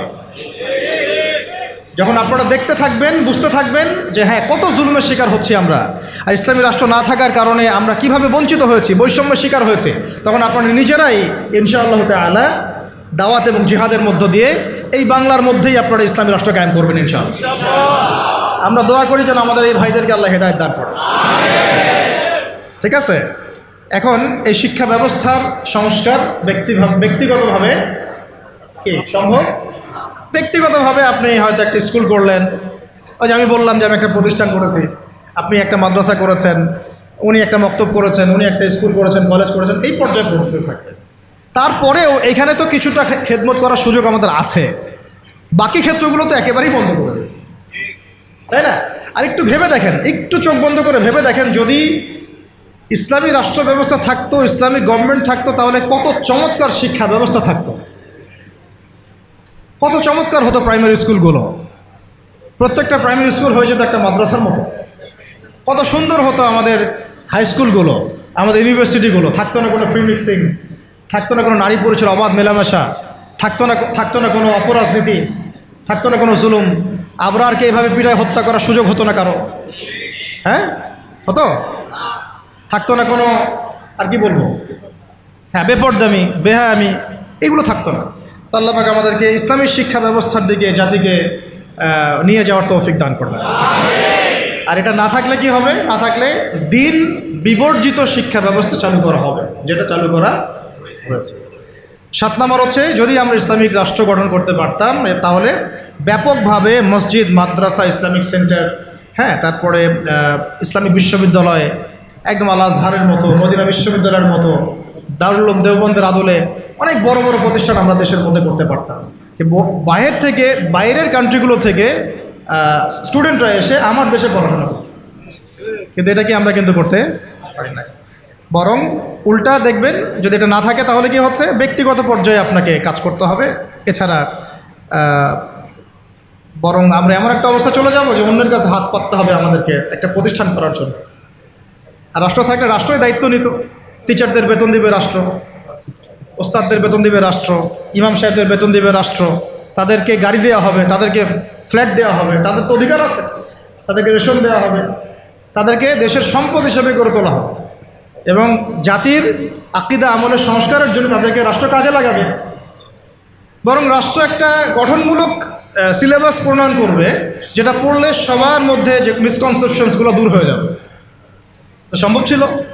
হয় নাই। আচ্ছা, এরপরে আসেন 8 নম্বর হচ্ছে যে আমাদের দেশের একটা অন্যতম গুরুত্বপূর্ণ ক্ষেত্র হচ্ছে কৃষি এবং শিল্প, তাই না? কৃষি এবং শিল্প। তো কৃষি এবং শিল্পের মধ্যে দুর্নীতি হয় নাই? কম না বেশি? তো এই দুইটা সেক্টর এত বেশি গুরুত্বপূর্ণ, যেটা রাষ্ট্রের অর্থনীতি গড়ার মূল কারিগর বলা যায়। তো এই কৃষি এবং শিল্পের সমস্ত দুর্নীতিকে বন্ধ করা সম্ভব ছিল যদি ইসলামী রাষ্ট্র ব্যবস্থা থাকতো, যেটা আমরা করতে পারি নাই। কৃষক ভাইদেরকে অধিকার দেওয়া হয় নাই। যে পণ্যটার দাম এখানে 100 টাকা, দেখবেন সেই বেচারা বিক্রি করছে 10 টাকায়। কৃষকের সাথে সরাসরি সরকারের সম্পর্ক নাই, মাঝখানে বহু থার্ড পার্টি আছে। তাহলে ওদের উপর জুলুম হচ্ছে না? যে শ্রমিকের আপনি গার্মেন্টসে বেতন দিচ্ছেন 10,000 টাকা, 12,000 টাকা, এই পণ্যগুলোকে এক্সপোর্ট করে তারা কোটি কোটি টাকার বিজনেস করছে। তো তাদের এবং রাষ্ট্রের মাঝখানে একটা কি আছে, মধ্যস্থতা করার একটা মাঝখানে থার্ড পার্টি আছে। এই মাঝখানে অনেক টাকা পয়সা গায়েব হয়ে যাচ্ছে একবার উপরে। এর উপরে যাচ্ছে না, যাচ্ছে কানাডায়, সুইজারল্যান্ডে, সুইস ব্যাংকে, অমুক জায়গায়, তমুক জায়গায়। হ্যাঁ, তো এই যে গরিবের রক্তচোষা অর্থনীতি, এটা বন্ধ করা যেত যদি আমরা ইসলামী রাষ্ট্র ব্যবস্থা প্রণয়ন করতে পারতাম। কি লম্বা হয়ে যাচ্ছে নাকি? আচ্ছা, 25টা পয়েন্ট বলবো আপনাদের ইনশাআল্লাহ। কয়টা? আজকের মতো 25টা, আরও আছে। যখন কিতাব আসবে ইনশাআল্লাহ তখন আরও 50টা 100টাও পাবেন ইনশাআল্লাহ। কয়টা বলছি? 8টা। হ্যাঁ, 8টা না? 8টা। 9 নম্বর লিখেন। 9 নম্বর হচ্ছে যাবতীয় অপসংস্কৃতিকে রুখে দেওয়া সম্ভব ছিল। যেমন স্টার জলসা, জি বাংলা, হ্যাঁ, পরকীয়া শেখানো হয়, জেনা শেখানো হয়, মদ খাওয়া শেখানো হয়। হ্যাঁ, তারপরে ওই যে গুন্ডা মাস্তানি করাকে হিরোর রোল দেওয়া হয়, আর আমাদের ছেলে পেলে ওইটাকে ফলো করে। সমকামিতাকে প্রমোট করা হচ্ছে, এলজিবিটিকে প্রমোট করা হচ্ছে, এখন তো ট্রান্সজেন্ডারকে প্রমোট করা হচ্ছে। তো এই জিনিসগুলোকে, এবং পর্ন সাইটগুলা এগুলোকে বন্ধ করা সম্ভব ছিল রাষ্ট্রীয় উদ্যোগে, কিন্তু আপনি ব্যক্তিগত উদ্যোগে এটা করতে পারবেন না। আচ্ছা, 9 নম্বর হচ্ছে এটা কত? 10 নম্বর হচ্ছে, এটা খুব গুরুত্বপূর্ণ, খুবই গুরুত্বপূর্ণ। সেটা হচ্ছে ইসলামী রাষ্ট্র ব্যবস্থা যদি না থাকে, তাহলে এই যে অনলাইন এবং অফলাইনে যত প্রিন্ট এবং ইলেকট্রনিক মিডিয়া আছে, এদের মিথ্যাচার আপনি বন্ধ করতে পারবেন, এদের ইসলাম বিদ্বেষ আপনি বন্ধ করতে পারবেন না। এতে শয়তানি আপনি বন্ধ করতে পারবেন না।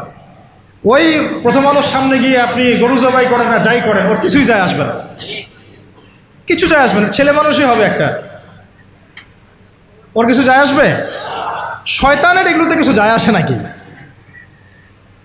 তো যদি ইসলামী রাষ্ট্র ব্যবস্থা আপনার হাতে থাকতো, তাহলে আপনি আইন প্রণয়ন করে হোক, নীতি নির্ধারণ করে হোক এবং আইনের সুশাসন নিশ্চিত করে হোক, ইসলামের স্বার্থকে সর্বোচ্চ অগ্রাধিকার দিয়ে আপনি এগুলোকে নিয়ন্ত্রণ করতে পারবেন। ইসলামী শাস্তি এগুলাই, ইসলামী শাস্তি এগুলা, দর্রা, বেত্রাঘাত, হাত কেটে ফেলা, কি তাই না? রজম করা। এই জন্যে এই ভয়ে তো বহু মানুষ চায় না যে ইসলামী রাষ্ট্র হোক। বহু মানুষ এই কারণে ইসলামী রাষ্ট্র চায় না যে ইসলামী রাষ্ট্র ব্যবস্থা আসলে পরে তাদের ব্যক্তি জীবনের গুনাহ তারা করতে পারবে না। কারণ ব্যক্তি জীবনে জেনা করে, ও তো চাইবে না ইসলামী রাষ্ট্র আসুক।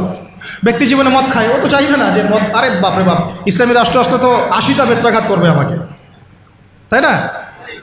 ইসলামী রাষ্ট্র আসলে তো পরকীয়া করতে পারবে না। তখন তো আপনি ধরেন যে এই খোলামেলা এবং উন্মুক্ত কনসার্ট আপনি করতে পারবেন না। আপনি শুনলে বাসায় শুনবেন, ব্যক্তিগতভাবে পাপ করবেন, জনগণকে পাপি করাতে পারবেন না, তাই না? ইসলামী রাষ্ট্র আসলে অনেকের অনেক সমস্যা আছে। আবার ওই সমস্যাগুলোর কারণে তারা আবার চায় না ইসলামী রাষ্ট্র আসুক। তো যাই হোক, চাক আর না চাক, একটা কথা বলে দেই, অনলাইনে দিয়ে দিব আমরা এগুলা, মানে কেউ চাক আর না চাক, কেউ চাক বা নাই বা চাক, আজ হোক আর কাল হোক, এই বাংলাদেশের বুকে ইসলামী রাষ্ট্র কায়েম হবেই হবে। কেউ এটাকে বদলাইতে পারবে না। কেন পারবে না বলেন? কেন পারবে না?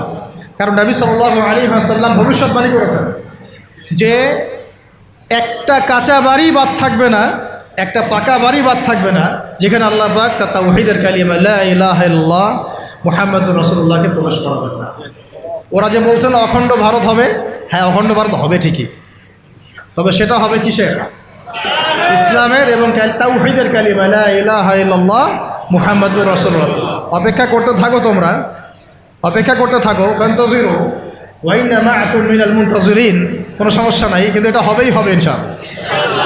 আর যে কথাটা আল্লাহ নবীজি মুখ দিয়ে বলেছেন যে জেরুজালেম মুক্ত হবে এবং জেরুজালেম থেকে ঈসা আলাইহিস সালাম কি করবেন?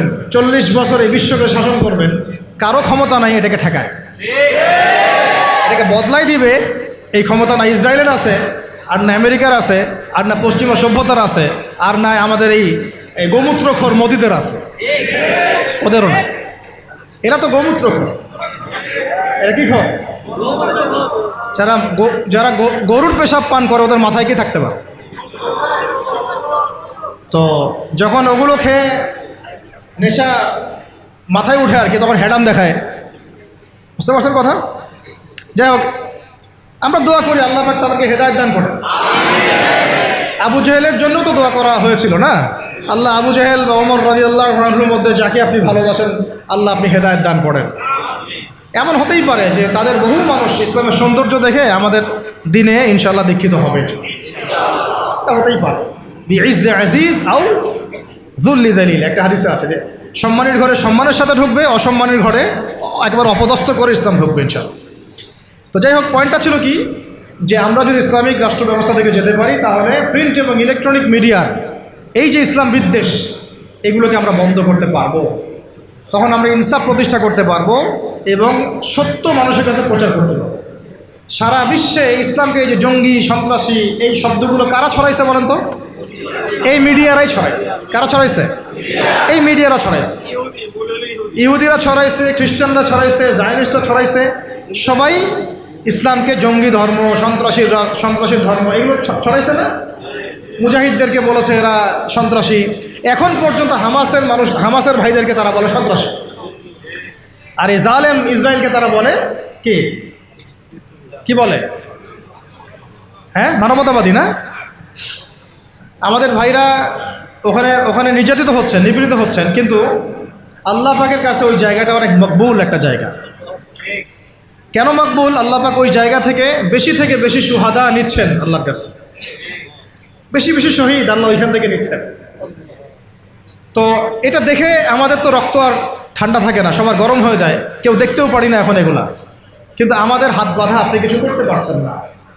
কেন কিছু করতে পারছেন না? কারণ আমাদের হাতে কোনো ইসলামিক রাষ্ট্র নাই। তাই ব্যক্তিগতভাবে আপনি সেখানে কিছু করতে পারবেন না, কিন্তু ইসলামিক রাষ্ট্র ব্যবস্থা থাকলে আমরা আমাদের ভাইদের পাশে দাঁড়াতে পারতাম, আমরা মাজলুমদের পাশে দাঁড়াতে পারতাম, অথবা অন্তত পক্ষে আমরা জাতিসংঘকে চাপ দিতে পারতাম না?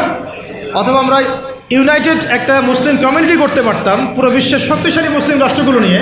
তখন দেখতাম যে ওরা কোথায় পালানোর রাস্তা খুঁজে পায়। কিন্তু আমরা কিন্তু এটা করতে পারছি না। বরং ওরা করেছে ন্যাটোর মাধ্যমে, ওরা ঐক্যবদ্ধ জোট করে আমাদেরকে ভয় দেখাচ্ছে। তো এই জন্য অনেক কারণ আছে ভাই। এই কারণগুলো আমাদেরকে একটা দিকেই এখন নিসবত করছে যে আমাদের একটা মুসলিমদের একটা ইসলামপন্থী রাষ্ট্র দরকার, ইসলামপন্থী সরকার দরকার। আদারওয়াইজ আমরা বিশ্বের বুকে স্বাধীন হতে পারবো না। এমনকি আমরা আমাদের মাজলুম ভাইদেরকে সাহায্য করতে পারছি। আল্লাহ আমাদেরকে বোঝার তৌফিক দান করুন। আচ্ছা, 10 নম্বর হচ্ছে, এটা 10 না 11 হচ্ছে সমস্ত সামাজিক অশ্লীলতা, যেমন বেপরদামি, কিশোর গ্যাং, মাদকের আকড়া, জুয়ার আকড়া, এগুলোকে আপনি বন্ধ করতে পারবেন না যদি ইসলামিক রাষ্ট্র ব্যবস্থা না থাকে। 13 নম্বর হচ্ছে আইনের সুশাসন বলে একটা শব্দ শুনি আমরা। এটা গদবাদ একটা শব্দই থাকে, এর আসলে বাস্তব খুব একটা প্রয়োগ হয় না। বরং আমরা দেখেছি আইনকে হাতিয়ার করে নিয়ে মানুষ রাজনীতি করেছে, ব্যক্তি আক্রোশ ঝেড়েছে এবং ব্যক্তির স্বার্থ চরিতার্থ করেছে, দলের স্বার্থ উদ্ধার করেছে, তাই না? ওলামায়ে কেরামরা কি অপরাধ করেছিলেন শাপলা চত্বরে, যে তাদের সবার উপরে 10টা 5টা করে মামলা দিতে হবে? বলেন। যারা মারলো তাদের বিরুদ্ধে মামলা হলো না, যারা মরলো তাদের বিরুদ্ধে মামলা হলো। তারা কি অপরাধ করেছিলেন? এখনো বহু ওলামায়ে কেরাম 5টা 6টা 10টা করে মামলা নিয়ে কাঁধে নিয়ে ঘুরছেন না? তাহলে আইনের সুশাসন কি এখানে হয়েছে? নিশ্চিত। এখন পর্যন্ত এই পরিবর্তিত সরকার বলছেন এখন পর্যন্ত এগুলোকে উইথড্র করা হয় নাই, এখন পর্যন্ত মামলাগুলো থেকে উইথড্র করা হয় নাই, এখন পর্যন্ত বহু গুম হওয়া মানুষকে উদ্ধার করা হয় নাই। আর আমরা জানি তারা কি পরিমাণ কষ্টে আছেন। আমরা গেস করতে পারি যে তারা কি পরিমাণ কষ্টে আছে। এটা তো আপনি গেস করতে পারবেন না, কারণ আপনার সে অভিজ্ঞতা নাই, সমুদ্র দেখেন নাই, আপনি বুঝবেন কিভাবে এর গভীরতা কেমন। সেখানে একদিন মনে হবে 1 বছরের সমান, একদিন মনে হবে কি 1 বছরের সমান। এমন বহু মানুষ ভিতরে এখনও আছে যারা মাজলুম, নির্যাতিত, নিপীড়িত, এখন ওদেরকে বের করা হয় নাই। এখনও বহু মানুষের গায়ে মিথ্যা মামলা ঝুলছে, বহু ওলামায়ে কেরাম মামলা নিয়ে ভুগছেন। আর মামলা এমনভাবে দিয়ে রাখে যে সকালবেলা আপনি হাজিরা দিবেন ঢাকায়, একেবারে আবার দেখা যাবে কালকে আবার হাজিরা দেওয়া লাগবে রাজশাহীতে, তারপরে হাজিরা দেওয়া লাগবে চট্টগ্রামে। এইভাবে তারা হ্যারাস করছে মানুষ। আর 4টা 5টা মামলা কার উপর থাকলে তার আর কোনো হ্যারাসমেন্টের প্রয়োজন নাই। এইটাই তার সারা জীবনকে শেষ করে ফেলবে। তার জমি জমা বাড়ি গাড়ি বিক্রি করেও সে ওখান থেকে বেরোতে পারবে। এটা কি আইনের সুশাসন নিশ্চিত হয়েছে? যদি ইসলামিক রাষ্ট্র ব্যবস্থা থাকতো তাহলে প্রত্যেকটা জালেমের বিচার হতো, প্রত্যেকটা মাজলুমকে আমরা বেকসুর খালাস করে দিতাম এবং এখানে তাওহীদপন্থী সৎ এবং যোগ্য আইনজীবীদেরকে আমরা রাখতে পারতাম না? শুধু তাই না, এই যে ব্রিটিশ আইন চলতেছে, ব্রিটিশ আইন, এই ব্রিটিশ আইনের যে ফাঁকফোকর, নোংরামি, তাগুতি সিস্টেম, এগুলোকে পরিবর্তন করে আমরা আল্লাহর শরিয়া আইন বাস্তবায়ন করতে পারব। আচ্ছা, 13 নম্বর হচ্ছে খুব জরুরি পয়েন্ট, সমস্ত অপরাধের বিচার এবং আইনের যে সুশাসন এটা নিশ্চিত করা সম্ভব, সমস্ত অপরাধগুলোর বিচার করা সম্ভব ইনসাফের সাথে, শরিয়া আইনের সাথে এবং আল্লাহর বিধানের অনুকূলে, যেটা ইসলামিক স্টেট না থাকলে কখনোই সম্ভব নয়। একটা জেনার ঘটনা ঘটেছে নবী সাল্লাল্লাহু আলাইহি ওয়াসাল্লামের যুগে, তিনি কি বিচার করেন নাই? চুরি হয়েছে, তিনি কি বিচার করেন নাই? মদপান হয়েছে, তিনি কি বিচার করেন নাই? তিনি কোন উৎস থেকে আইন নিয়ে বিচার করেছেন? আল্লাহর পক্ষ থেকে আইন দিয়ে বিচার করেছেন। সেটা কিন্তু আমাদের বিগত 50, 60, 70, 100 বছরে আমরা করতে পারি নাই। তো ইসলামী রাষ্ট্র ব্যবস্থা না থাকলে এটা কখনোই সম্ভব হবে না। ঠিক আছে। 14 নম্বর হচ্ছে হুদুদ এবং কিসাস কায়েম করা সম্ভব হবে না। কি বললাম? হুদুদ এবং কিসাস কায়েম করা সম্ভব হবে না যদি ইসলামী রাষ্ট্র ব্যবস্থা না থাকে। যদি থাকে তাহলে আপনি হুদুদ কায়েম করতে পারবেন, কিসাসও কায়েম করতে পারবেন। কিসাস কি? হত্যার বদলে হত্যা, খুনের বদলে খুন। এই যে মনে করেন কয়দিন আগে দেখলেন না, একটা বাস এসে পিষে দিয়ে চলে গেল। রাস্তাঘাটে কত ঘটনা ঘটছে, এমন ঘটছে না? কত ঘটনা ঘটছে, কত যে নিরপরাধ মানুষ আমাদের সমাজে প্রাণ হারায়। কোনো হিসেব আছে? কোনো তালিকা আছে? সবগুলোকে সুষ্ঠু কোনো বিচার হয়? বহু বহু মানে জালেম পার পেয়ে যায় না, কিন্তু হুদুদ আর কেসাস থাকলে কোনো জালেম পার পাইতো না, বরং এগুলো সবার সামনে দৃষ্টান্তমূলক শাস্তি দেওয়া হতো। যেমন এই এলাকায় যদি কোনো চুরি হতো তাহলে সবার সামনে তাকে নিয়ে এসে তার হাত কেটে ফেলা হতো। তখন কি চুরি বাড়তো না কমতো? নিশ্চয়ই বাড়তো নাকি? চুরি কি বাড়তো? এটা হচ্ছে একটা সাইকোলজিক্যাল ট্রিটমেন্ট। এটা একটা সাইকোলজিক্যাল ট্রিটমেন্ট যে মানুষ যখন দেখে যে হ্যাঁ আরে চুরি করলে তো এমন শাস্তি দিবে, জেনা করলে তো ভাই আমার এমন শাস্তি আছে, মানুষ ভয়ে অনেক সময় পাপ করে, ভয়ে পাপ করে। এটা খুব জরুরি। খালি মানুষকে শুধুমাত্র আপনি মানে মিষ্টি মিষ্টি ওয়াশ করে লাইনে আনতে পারবেন না। তোমার ওয়াজের সাথে সাথে কি লাগবে? মেডিসিনও লাগবে। কি লাগবে? মেডিসিনও লাগবে। তো এই মেডিসিনগুলো দিতে হবে ওহী ভিত্তিক। আল্লাহ পাক আমাদেরকে হুদুদ এবং কিসাস কায়েম করার তৌফিক দান করুন। আচ্ছা, একটা এক্সাম্পল দেই। এই যে আমাদের ছাত্র ভাইরা শহীদ হয়েছেন, শত শত হাজার হাজার, আল্লাহ ভালো জানেন সংখ্যা কত, আমরা জানি না। আমরা কিন্তু এক্স্যাক্ট সংখ্যা জানি না। বহু ভাই পঙ্গু হয়ে হাসপাতালে পড়ে আছেন, তাদের খুনের বিচার করা দরকার ছিল কি না? কতগুলো হয়েছে? যদি একটা এক্সাম্পল দেয়, যদি ধরেন যে একজন ছাত্রকে হত্যা করার জন্যে একজন পুলিশ দরকার হয় বা একটা বুলেটও দরকার হয়, তাহলে তো যদি 1000 জন মারা যায় তাহলে 1000 পুলিশকে শাস্তির আওতায় আনা লাগতো আর কি। 1000 পুলিশকে গ্রেফতার হয়েছে? হ্যাঁ, তাদেরকে আদেশদাতারা কি সবাই গ্রেফতার হয়েছে? তাদের মাস্টার মাইন্ডরা কি এখন পর্যন্ত ফাঁসির কাজটা ঝুলেছে কেউ? তো এই যে ইসলামী হুদুদ এবং কিসাস থাকলে এতদিন পর্যন্ত সবার আগে যে কাজটা হতো, এটা যদি তথাকথিত এই যে ডেমোক্রেটিক বিপ্লব না হয়ে যদি এটা হতো ইসলামিক কোনো রেভলিউশন, তাহলে সবার আগে বিচার হতো খুনের, হত্যার বিচার হতো। সবার আগে এই কাতিলদের কেসাস করা হতো। কিন্তু এটা কিন্তু হয় নাই, বিকজ এটা ইসলামিক মুভমেন্ট হয় নাই, এটা ইসলামিক কোনো রেভলিউশন হয় নাই। যাই হোক, যা হয়েছে হয়েছে, যা হয়েছে হয়েছে। এখন আমরা চেষ্টা করব যেন জালেম আবার ফিরে না আসে এবং মাজলুম যেন কখনো আবার নির্যাতিত না হয়, আর আস্তে আস্তে যেন আমরা ইসলামিক রাষ্ট্র ব্যবস্থা দিকে যেতে পারি। কারণ আমরা জানি যে একদিনে আমরা যেতে পারবো না। একদিনে কি পারবো? আলোচনাগুলো তো ওঠা উচিত, সবার জানা উচিত, সচেতনতা তৈরি করা উচিত। আজ হোক আর কাল হোক ইনশাল্লাহ হবেই হবে ইনশাল্লাহ। এটা গেল আপনার কত নম্বর বললাম?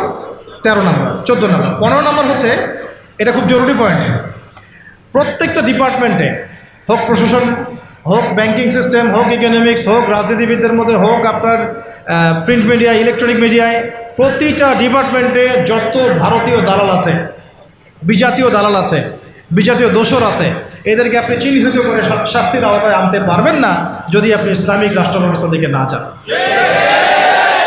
যতই চেষ্টা করেন ফাঁকফোকর দিয়ে তারা বের হয়ে যাবে।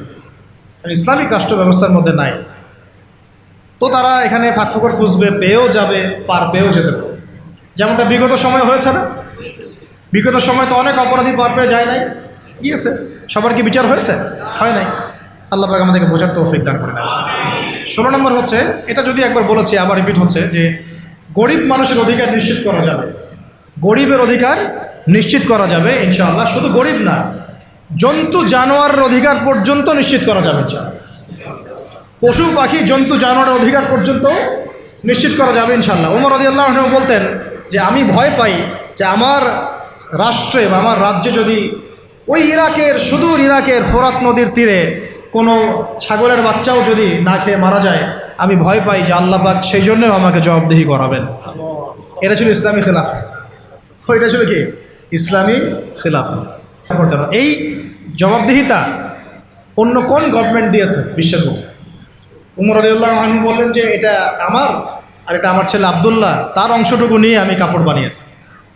এইরকম ইনসাফ, এইরকম ন্যায় বিচার, এরকম জবাবদিহিতা কোন রাষ্ট্র ব্যবস্থায় আছে? ইসলামী রাষ্ট্র ব্যবস্থা ছাড়া কোথাও আছে? এইগুলো আমরা নিশ্চিত করতে পারতাম, গরিবের অধিকার, যদি আমরা ইসলামী রাষ্ট্রের দিকে যেতে পারতাম। 17 হচ্ছে খুব জরুরি পয়েন্ট, এটা আমাদের ওলামায়ে কেরামরা বুঝবেন আর কি। জরুরি পয়েন্ট হচ্ছে যে বিধর্মীদের কথা বলছি না, মুসলিমদের কথা বলছি। মুসলিমদের ধর্মীয় যে আমল, আকিদা, উসুল, মানহাজ, এই যে বিষয়গুলো আমাদের মধ্যে আছে, এখানে উদ্দেশ্য প্রণীতভাবে বহু ইখতিলাফ ঢুকিয়ে দেওয়া হয়েছে। উদ্দেশ্যপ্রণীতভাবে সব কিছু কিন্তু ইখতিলাফভাবে আসে নাই, ফিকহি ইখতিলাফ থেকে সব আসে নাই, বহু কিন্তু উদ্দেশ্যপ্রণীত আছে, ইচ্ছা করে ঢুকিয়ে দেওয়া হয়েছে যাতে আমরা আপোষে একে অপরের সাথে সময় কাটাতে ব্যস্ত থাকি এবং তারা তাদের আখের গোছাতে ব্যস্ত থাকে। ঠিক আছে? হ্যাঁ, জি, আমাদেরকে লাগিয়ে রেখে তারা তাদের মিশন সফল করবে। অনেক অনেক বিষয় কিন্তু শুধু ধর্মীয় না, বরং অনেক কিছু রাজনৈতিক বিষয় আছে এখানে, পলিটিক্স আছে এখানে। তো এখানে পয়েন্টটা হচ্ছে, ইসলামী রাষ্ট্র ব্যবস্থা থাকলে ধর্মীয় মুসলিমদের মধ্যে যে ধর্মীয় বিভাজন, যে ইখতিলাফ, যে আকিদা, আমল, মানহাজ এবং উসুলগত যে পার্থক্যগুলা, এইগুলো আমরা আস্তে আস্তে আস্তে আস্তে কমিয়ে ফেলতে সক্ষম হতাম, অথবা কমিয়ে ফেলতে সক্ষম না হলেও আমরা এটাকে একেবারে সংকুচিত করতে সক্ষম হতাম। এটা আপনি এখন পারবেন না। এক্সাম্পল দিচ্ছি, ধরেন যে যদি আমরা রাষ্ট্রীয়ভাবে ওলামায়ে মুহাক্কিক, যারা মুহাক্কিক ওলামায়ে কেরামদেরকে নিয়ে একটা বড় একটা প্যানেল করতাম, তাদেরকে পৃষ্ঠপোষকতা করতাম, তাদেরকে গবেষণাগার করে দিতাম, তাদেরকে আমরা আমাদের অস্ত্র হিসেবে কাজে লাগাতাম, এবং সমাজে যত বাতিল মতবাদ আছে, ধর্মের নামে হোক অধর্মের নামে হোক, যত বাতিল মতবাদ, যত মানে শিয়াইজম বলেন, তারপরে যে কাদিয়ানি মতবাদ বলেন, তারপরে আরও যেগুলো আস্তে আস্তে ছড়াচ্ছে আর কি, হ্যাঁ, বাতিল যে মতবাদগুলো সমাজে ছড়ানো হচ্ছে ধর্মের নামে আর কি, সেগুলোকে কিন্তু আমরা মানে ওই মোনাজারার মাধ্যমে, ওদেরকে ইসলাহের মাধ্যমে, তরবিয়তের মাধ্যমে, বা তাদের সাথে লাইভ ডিবেটের মাধ্যমে বিভিন্নভাবে আমরা কিন্তু ওটাকে আলোচনা নিয়ে আসতে পারতাম এবং একটা কনক্লুশনে আসতে পারতাম যে হ্যাঁ, আমার রাষ্ট্র এইভাবে, এই ফিকহি মাসালায়, এই আকিদা, এই আমল, এই মাহারাজের ভিত্তিতে চলবে। আপোষের কিন্তু ইখতিলাফ দূর হয়ে যায়, একটা জাতিগত ঐক্য আসতো আর কি। কারণ আমাদের মধ্যে কিন্তু খুব বেশি মৌলিক বিষয়গুলো নিয়ে খুব বেশি ইখতিলাফ নাই, ইখতিলাফ আছে কিন্তু ফুরুই অনেক কিছু বিষয়। তো এইগুলোকে নিয়ে আমাদের মধ্যে কিন্তু অনেক ইখতিলাফ আছে, এটাকে আমরা রাষ্ট্রীয়ভাবেই সমাধান করতে পারতাম। এখন আপনি সেটা করতে পারবেন না। ও ওর মতো করে বলবে, সে তার মতো করে লিখবে, সে তার মতো করে ফেসবুকে লিখবে, সে তার মতো করে একটা লাইভ দিবে, সে তার মতো করে একটা বয়ান দিবে। রাষ্ট্র চাইলে সবাইকে বসাইতে পারতো, আরে ভাই বসেন, ঠিক আছে বসেন, দুজন দুই প্যানেলে বসেন, দেখি ইলমের মাধ্যমে প্রমাণ হোক যে কোনটা হক আর কোনটা বাতিল। যেটা বাতিল প্রমাণিত হবে সেটা আমার রাষ্ট্র থেকে আমি উচ্ছেদ করে রেখে দেব, শেষ। যেটা বাতিল প্রমাণিত হবে তারা রাষ্ট্রের মধ্যে এইভাবে আর এটা মতবাদ প্রচার করতে পারবে না। যারা হক প্রমাণিত হবে তারা মতবাদ প্রমাণিত করবে। আর এখানে তো যাদের মধ্যে সাহিবুল ইলম যারা, তারা তো এটাকে গ্রহণ করে নেবেন, কারণ তারা তো জানেন যে তার হক, তারা জানেন তারা হক, তারা বুঝেন তারা হক। এখন এই হকটাকে প্রচার করার প্ল্যাটফর্ম দিতাম আমরা, যে আপনারা এই প্ল্যাটফর্মে হক প্রচার করেন। ওর আস্তে আস্তে জনগণের মধ্যে আকিদা, আমল, মানহাজ সব ইখতিলাফগুলো দূর হয়ে যায়।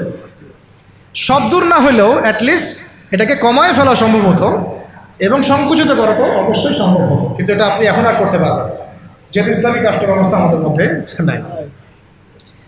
আচ্ছা, 17 হয়েছে না?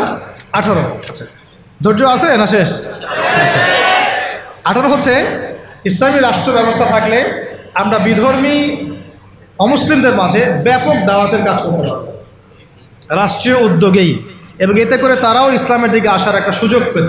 আল্লাহর বান্দাদেরকে আমরা জাহান্নাম থেকে জান্নাতের পথে আনতে পারতাম, কিন্তু এখন আপনি সেটা পাচ্ছেন না, বরং তারা আপনার ঘরে এসে দাওয়াত দিচ্ছে, মানুষ মুসলিমকে অমুসলিম বানাচ্ছে, তাই না বিষয়টা? 19 হচ্ছে, আমরা ইসলামী রাষ্ট্র কাঠামো পেলে মদিনা রাষ্ট্রের আদলে একটা মুনাওয়ার, একটা আলোকিত রাষ্ট্র গঠন করতে পারতাম, যেটা ইসলামী রাষ্ট্র ব্যবস্থা ছাড়া কখনোই সম্ভব হবে না। তো মদিনা রাষ্ট্র কি, এটা নিয়ে তো আলোচনা এসেছে, এটা আর আলোচনা করছি না। এটা কত হলো? 19। 20 নম্বর হচ্ছে যে মুসলিমদের, তরুণ মুসলিম যারা, আমাদের তরুণ যে মুসলিমরা আছেন, তরুণ তরুণী, আমাদের শিক্ষিত সমাজ, সবার প্রতিভাগুলোকে আমরা কাজে লাগাতে পারতাম। আমরা কিন্তু এখন সেটা পারছি না। একজন প্রতিভাবান ছেলে বিদেশে চলে যাচ্ছে, ওখানে গিয়ে ভালো চাকরি পাচ্ছে। একজন প্রতিভাবান ডক্টর বিদেশে চলে যাচ্ছে, ওখানে গিয়ে সার্ভ করছে। আমি আমার দেশের সম্পদগুলোকে সোনা বানাতে পারছি না, তাই না? তাদেরকে হীরা বানাতে পারছি না, পলিশ করতে পারছি না। সদুদ্যোগ নাই, বরং এখানে দুর্নীতি আছে। প্রতিভাবান একটা ছেলে, ওকে আমি জব দিচ্ছি না, আমার দল করে বলে ওকে জব দিচ্ছি। এই যে দুর্নীতিগুলো, এতে করে ওই ছেলে তো আর জাতিকে কিছু দিতে পারবে না, রাম শাম যদু মধু উপদেষ্টা হয়ে বসে আছে, তাই না?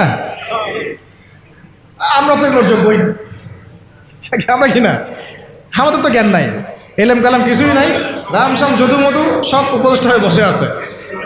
একজন ব্যক্তি যে পরকীয়া শিখায় সেও এখন নেতা হয়ে বসে আছে, তাই না? তো এই হলো অবস্থা।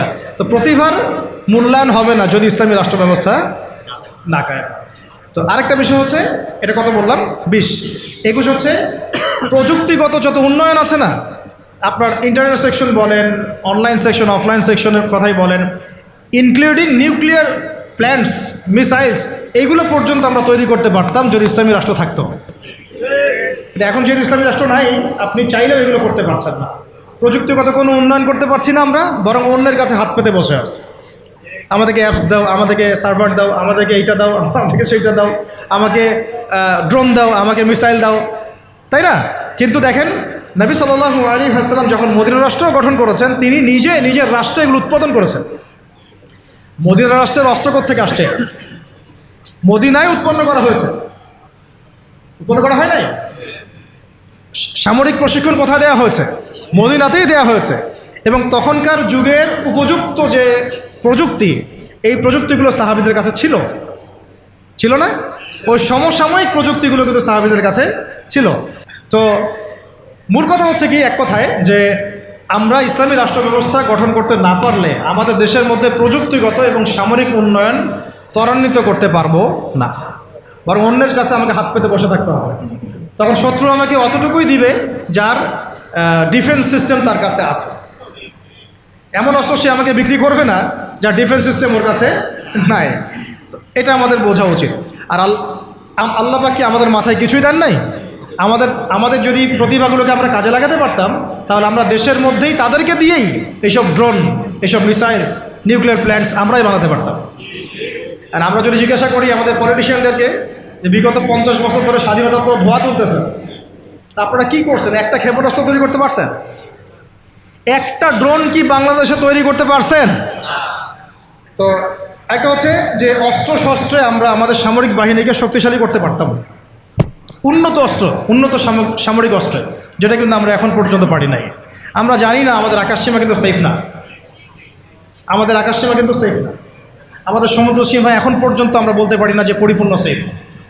আমাদের প্রশাসনের বাহিনীগুলো আমরা বলতে পারি না সবগুলো দালাল মুক্ত, বিদেশি এজেন্ট মুক্ত, আমরা বলতে পারি না।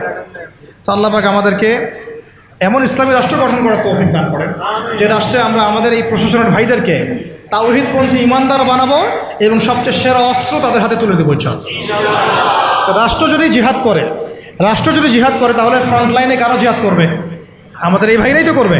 তো আমাদের এই ভাইদেরকে আগে তৈরি করতে হবে না? আল্লাহ পাক আমাদের ভাইদেরকে ঈমান দান করেন, বেশি বেশি আমলের তৌফিক দেন এবং তাদের মাথার উপরে আল্লাহ পাক একটা ইসলামী সরকার নিয়ে আসেন, আমিন।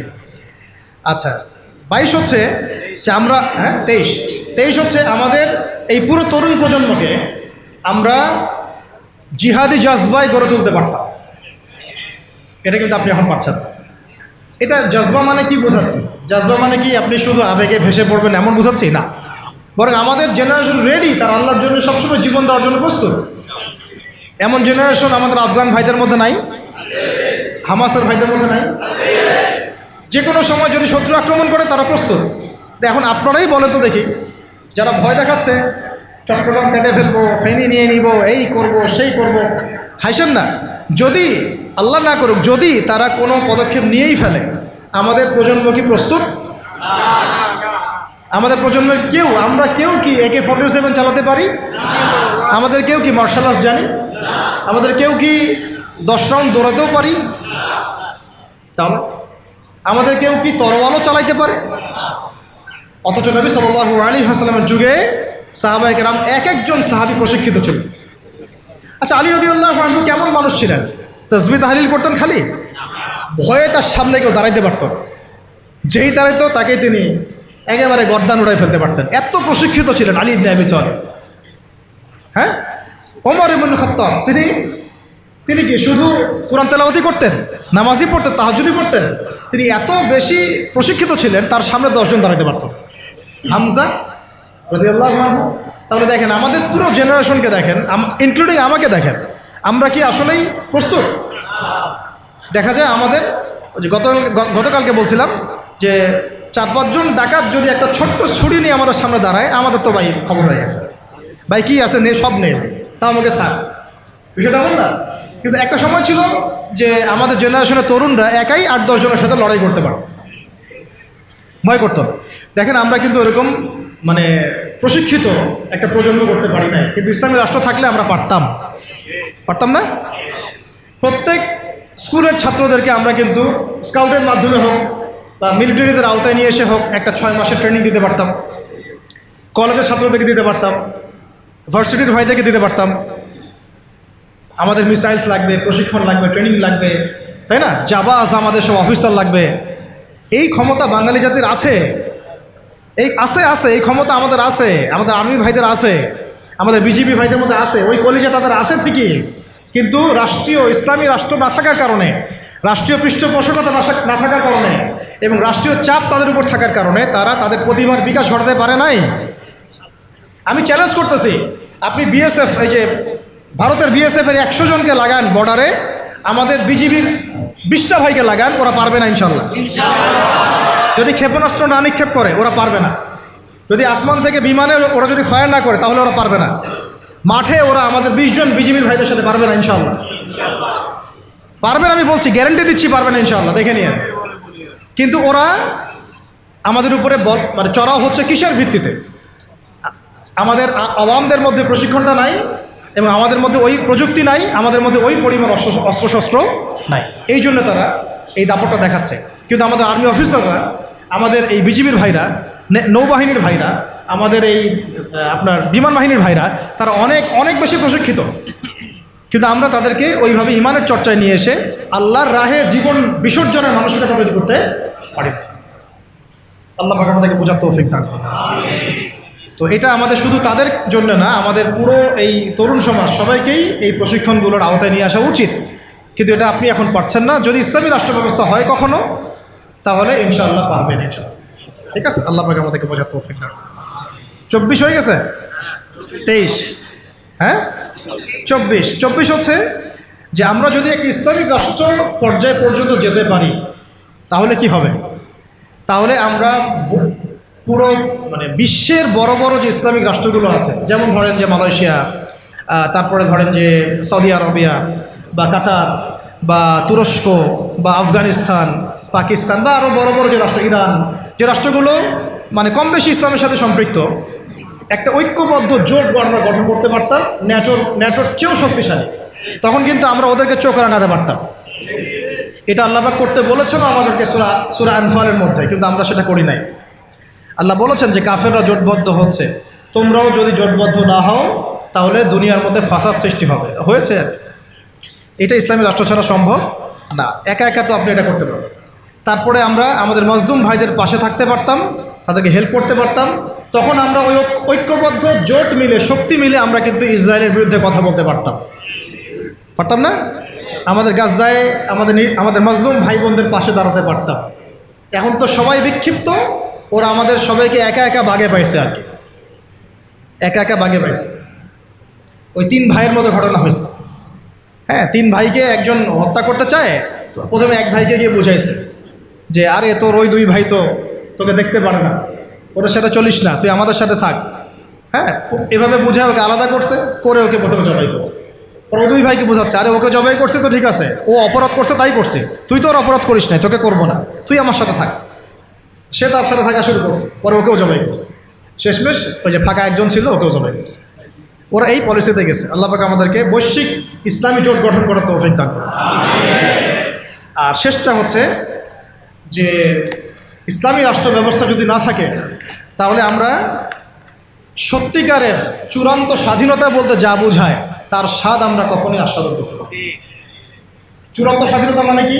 যে আমি শুধু এক আল্লাহর দাসত্ব করব, আল্লাহ ছাড়া অন্য কাউকে ভয় করি না, অন্য কোনো পরাশক্তির দাসত্ব করি না।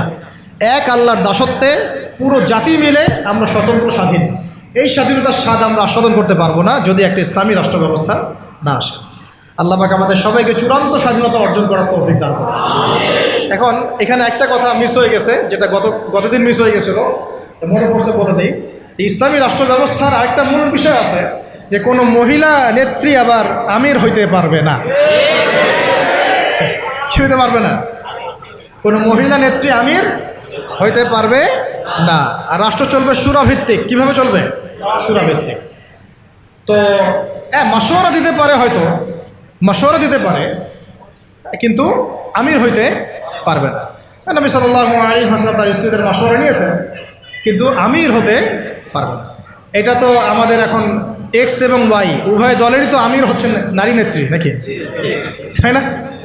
নারী ছাড়া আর কিছুই খুঁজে পাই না। ঠিক আছে, হ্যাঁ, নারী উপদেষ্টাও আছে। নারী নেতৃত্ব ইসলামে জায়েজ নাই। নারীদেরকে ওই কাজের জন্য আল্লাহ পাক সৃষ্টি করেন নাই। ঠিক আছে, আল্লাহ পাক আমাদেরকে বোঝার তৌফিক দান। আমেরিকা কখনো নারী নেতৃত্ব নিয়ে আসে না, ইসরায়েল আনে না, পশ্চিমারা আনে না, আর আমাদেরকে শিখায় নারী অধিকার। ওরা আমাদেরকে শিখায় নারী অধিকার। আচ্ছা, শেষ কথা হচ্ছে ভাই, লাস্ট পয়েন্ট, এটা হচ্ছে লাস্ট পয়েন্ট। এখন এই যে এত আলোচনা করলাম, এখন এই গন্তব্যে যেতে হলে আমাদের কিছু করণীয় আছে কিনা? আচ্ছা, এখন এখানে কয়েকটা পয়েন্ট লিখে আনছিলাম যে এখন আমরা তো বুঝলাম এর আহমিয়ত কি, গুরুত্ব কি, না থাকার কুফল কি। আমরা চাই যে আমরা ইসলামী রাষ্ট্রের দিকে যাই, চাই কি না? আমাদের করণীয় হচ্ছে 1 নাম্বার ভাই, 1 নাম্বার ইলম অর্জন করা। কি করা? এই ইলম শুধু একমুখী জ্ঞান হলে হবে না, বহুমুখী ইলম অর্জন করতে হবে, যাতে আমি কোরআন সুন্নাহর জ্ঞান দিয়ে বিশ্বকে ডিল করতে পারি। বোঝা গেছে কথা? 2, ইলম অনুযায়ী আমল বাড়ায় দেওয়া, ইলম অনুযায়ী আমল বাড়ায় দেওয়া। 3, তাজকিয়া অর্জন করা, তাজকিয়া বা আত্মশুদ্ধি অর্জনের চেষ্টা করা। 4, এই তাজকিয়া বা আত্মশুদ্ধি আবার একা একা অর্জন করা যায় না, উস্তাদের সোহবত লাগবে। ইলম শিখতে এবং তাজকিয়া অর্জন করতে বরেণ্য উলামায়ে কেরাম এবং বুজুর্গদের সোহবত লাগবে। 4 নাম্বার। 5 হচ্ছে যে আমার অর্থনীতি সম্পূর্ণ হালাল হতে হবে। কী হতে হবে? হারাম খোরদের দ্বারা কোনো ইসলামী রাষ্ট্র কায়েম হবে না। ঠিক আছে? বে-ইলম মানুষ দিয়ে ইসলামী রাষ্ট্র কায়েম হবে না।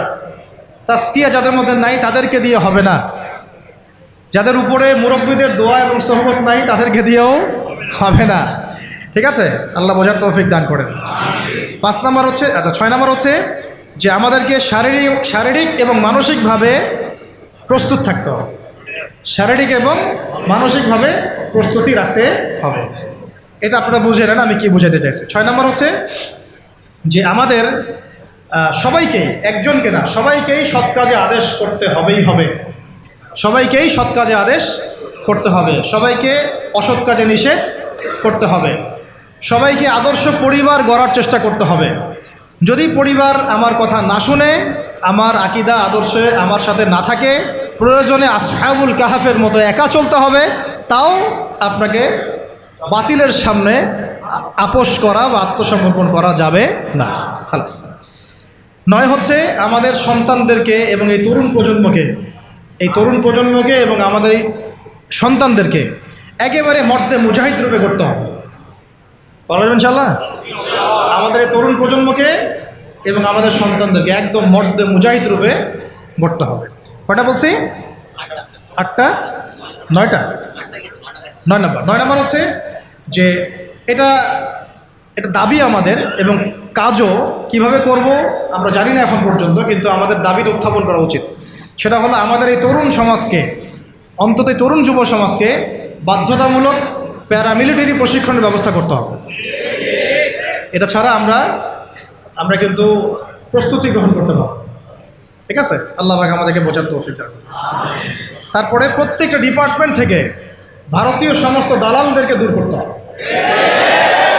এবং যত বিজাতীয় দালাল আমাদের দেশে আছে, যারা বাংলাদেশকে আমেরিকা বানাতে চায়, বাংলাদেশকে ভারত বানাতে চায়, হ্যাঁ, বাংলাদেশকে নিয়ে ষড়যন্ত্র করে, এরা যে বা যারাই হোক, এদেরকে কোনো স্থান দেওয়া যাবে না।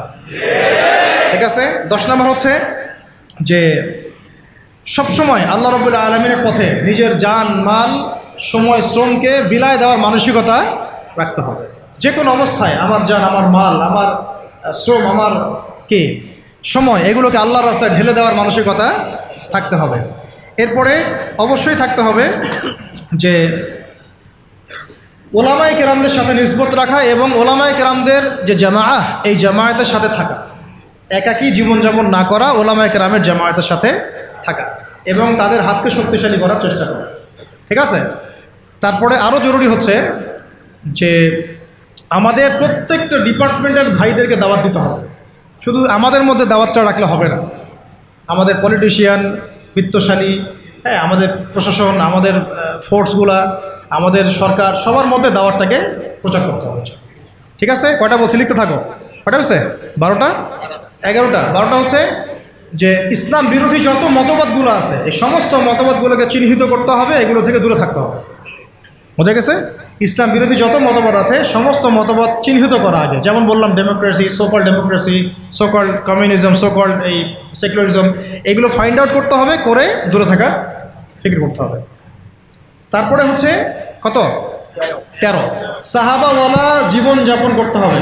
সাহাবাওয়ালা জীবনযাপন, সাহাবাওয়ালা জিন্দেগি। দুনিয়ার পূজা ত্যাগ করতে হবে, দুনিয়ার পূজা ত্যাগ করতে হবে, সাহাবাদের মতো জিন্দেগি যাপন করতে হবে। ঠিক আছে? 14 হচ্ছে অল্পে তুষ্ট থাকতে হবে, অল্পে তুষ্ট থাকতে হবে, দুনিয়ার নেশায় ডুবে যাওয়া যাবে না। 15 হচ্ছে বিয়ে শাদী দ্রুত করে ফেলতে হবে। কারণ আছে, কারণ হচ্ছে এটা আপনাকে অস্থিরতা থেকে স্থিরতা দিবে। ঠিক আছে? স্থির থাকলে আপনি অনেক কাজ করতে পারবেন, অস্থির থাকলে কোনো কাজ করতে পারবেন না। 16 নম্বর সন্তানদের কথা বলেছি, মানুষ করার কথা, হ্যাঁ এটা তো বলেছি। আচ্ছা, 16 নম্বর হচ্ছে যে আমাদের মধ্যে আর কোনো বিভাজন তৈরি করা যাবে না, বরং আমাদের মধ্যে ইখতিলাফি বিষয়গুলোকে বাদ দিয়ে সবাই মিলে একটা ঐক্যবদ্ধ শক্তি গঠন করার চেষ্টা করতে হবে। ঠিক আছে? এটা খুব জরুরি জিনিস, সবাই মিলে একটা জাতীয় ঐক্য গঠনের চেষ্টা করতে হবে। তারপরে 17 হচ্ছে খুব জরুরি একটা পয়েন্ট, নবী সাল্লাল্লাহু আলাইহি ওয়াসাল্লামের সিরাতুন নবী সাল্লাল্লাহু আলাইহি ওয়াসাল্লামকে বাধ্যতামূলকভাবে শিখতে হবে। সিরাতের আদলেই তো আপনাকে রাষ্ট্র গঠন করতে হবে। এর পাশাপাশি হচ্ছে যে আমাদের যে প্রতিভাগুলো আল্লাহ পাক আমাদেরকে দিয়েছেন, এই প্রতিভাগুলোকে কাজে লাগায় প্রত্যেকটা জেলায় জেলায়, থানায় থানায়, ইউনিয়নে, এলাকায়, মহল্লায় একটা সাংগঠনিক রূপ আমাদেরকে দিতে হবে। বুঝতে পারছি? এবং এটা একটা চেইন অফ কমান্ডের আন্ডারে নিয়ে আসতে হবে, যাতে করে আমরা একটা ঐক্যবদ্ধ জাতীয় শক্তি হতে পারি। আল্লাহ পাক আমাদেরকে বুঝার তৌফিক দান। আর 19 হচ্ছে সামনের দিনগুলোর দিকে ভালো করে দৃষ্টি রাখা, খুব বিচক্ষণতার সাথে সামনে কি হচ্ছে এটার একটা মানে খুব ক্লোজ একটা আইস আমাদের সবাই রাখতে হবে। মানে একটা বুঝাতে যাচ্ছি যে খুব দূরদর্শিতা সম্পন্ন একটা দৃষ্টি আমাদের রাখতে হবে, সামনের দিনগুলো কেমন হচ্ছে, কি হচ্ছে, এবং যখন যেভাবে পদক্ষেপ নেওয়া প্রয়োজন ওলামায়ে কেরামের সাথে মাশওয়ারা করে সেইভাবে পদক্ষেপ নিতে হবে। 20 নম্বর হচ্ছে কোনো অবস্থাতেই এই জালেম, ফাসেক, এই মোরতাদ, এই মানে ভারতীয় দালালদেরকে কোনো অবস্থাতেই আবার সুযোগ সৃষ্টি করতে দেয়া যাবে না। যদি তারা সুযোগ সৃষ্টি করতে পারে তাহলে না থাকবে আপনার দেহ আর না থাকবে আপনার গর্দান, মনে রাখবেন। সবশেষ কথা হচ্ছে যে আগামীতে যখন আমাদের ইসলামী রাষ্ট্র গঠনের কোনো সুযোগ আসবে বা কোনো অকেশন আসবে বা কোনো আমাদের অকারেন্স তৈরি হবে, তখন যেন আমরা পিছুপা না হই, বরং ওলামায়ে কেরামদের সাথে থেকে ঐক্যবদ্ধ থেকে আমরা সাহসিকতার পরিচয় দিয়ে ইসলামকে মসজিদ থেকে নিয়ে পার্লামেন্ট পর্যন্ত নিয়ে যেতে পারি। তারপরে আরও অনেক কাজ থাকবে, ওই কাজগুলো নিয়ে আমরা পরে কথা বলবো। আগে আপাতত আমরা মদিনা রাষ্ট্রের আদলে এই রাষ্ট্রটাকে আগে কায়েম করার চেষ্টা করি। এরপর রাষ্ট্র যদি আমরা পেয়ে যাই তখন আমরা কি করব, কিভাবে চলবো, আমাদের পলিসিগুলো কেমন হবে, সেটা নিয়ে আমরা আস্তে আস্তে পরে কথা বলবো ইনশাআল্লাহ। আল্লাহ রাব্বুল আলামিন আমরা সবাইকে প্রথমত ইসলামী রাষ্ট্রের আহমিয়ত, গুরুত্ব বোঝার তৌফিক দান করেন। এটা থাকলে কি ফজিলত, না থাকলে কি ক্ষতি, এটা বোঝার তৌফিক দান করেন। ইসলামী রাষ্ট্র গঠন যে একটা বড় ইবাদত বটে, এটাও বোঝার তৌফিক দান করেন। আল্লাহ পাক আমাদের সবাইকে ইসলামী রাষ্ট্র প্রতিষ্ঠার জন্যে যে কাজগুলো আজকে আমরা আইডেন্টিফাই করলাম, এই কাজগুলোকে ব্যক্তি পর্যায় থেকে নিয়ে উচ্চ পর্যায় পর্যন্ত করার, প্রচার করার, নিজে আমল করার, দাওয়াত দেওয়ার এবং এটাকে প্রতিষ্ঠা করার তৌফিক আল্লাহ পাক আমাদের দান করেন। আকুলু কওলি হাযা আস্তাগফিরুল্লাহ লি ওয়া লাকুম ওয়া লিসাইরিল মুসলিমিন। বারাকাল্লাহু লানা ওয়া লাকুম বিল আয়াতিল হাকীম ইন্নাহু তাআলা জাওয়াদুন কারীম রাউফুর রহিম।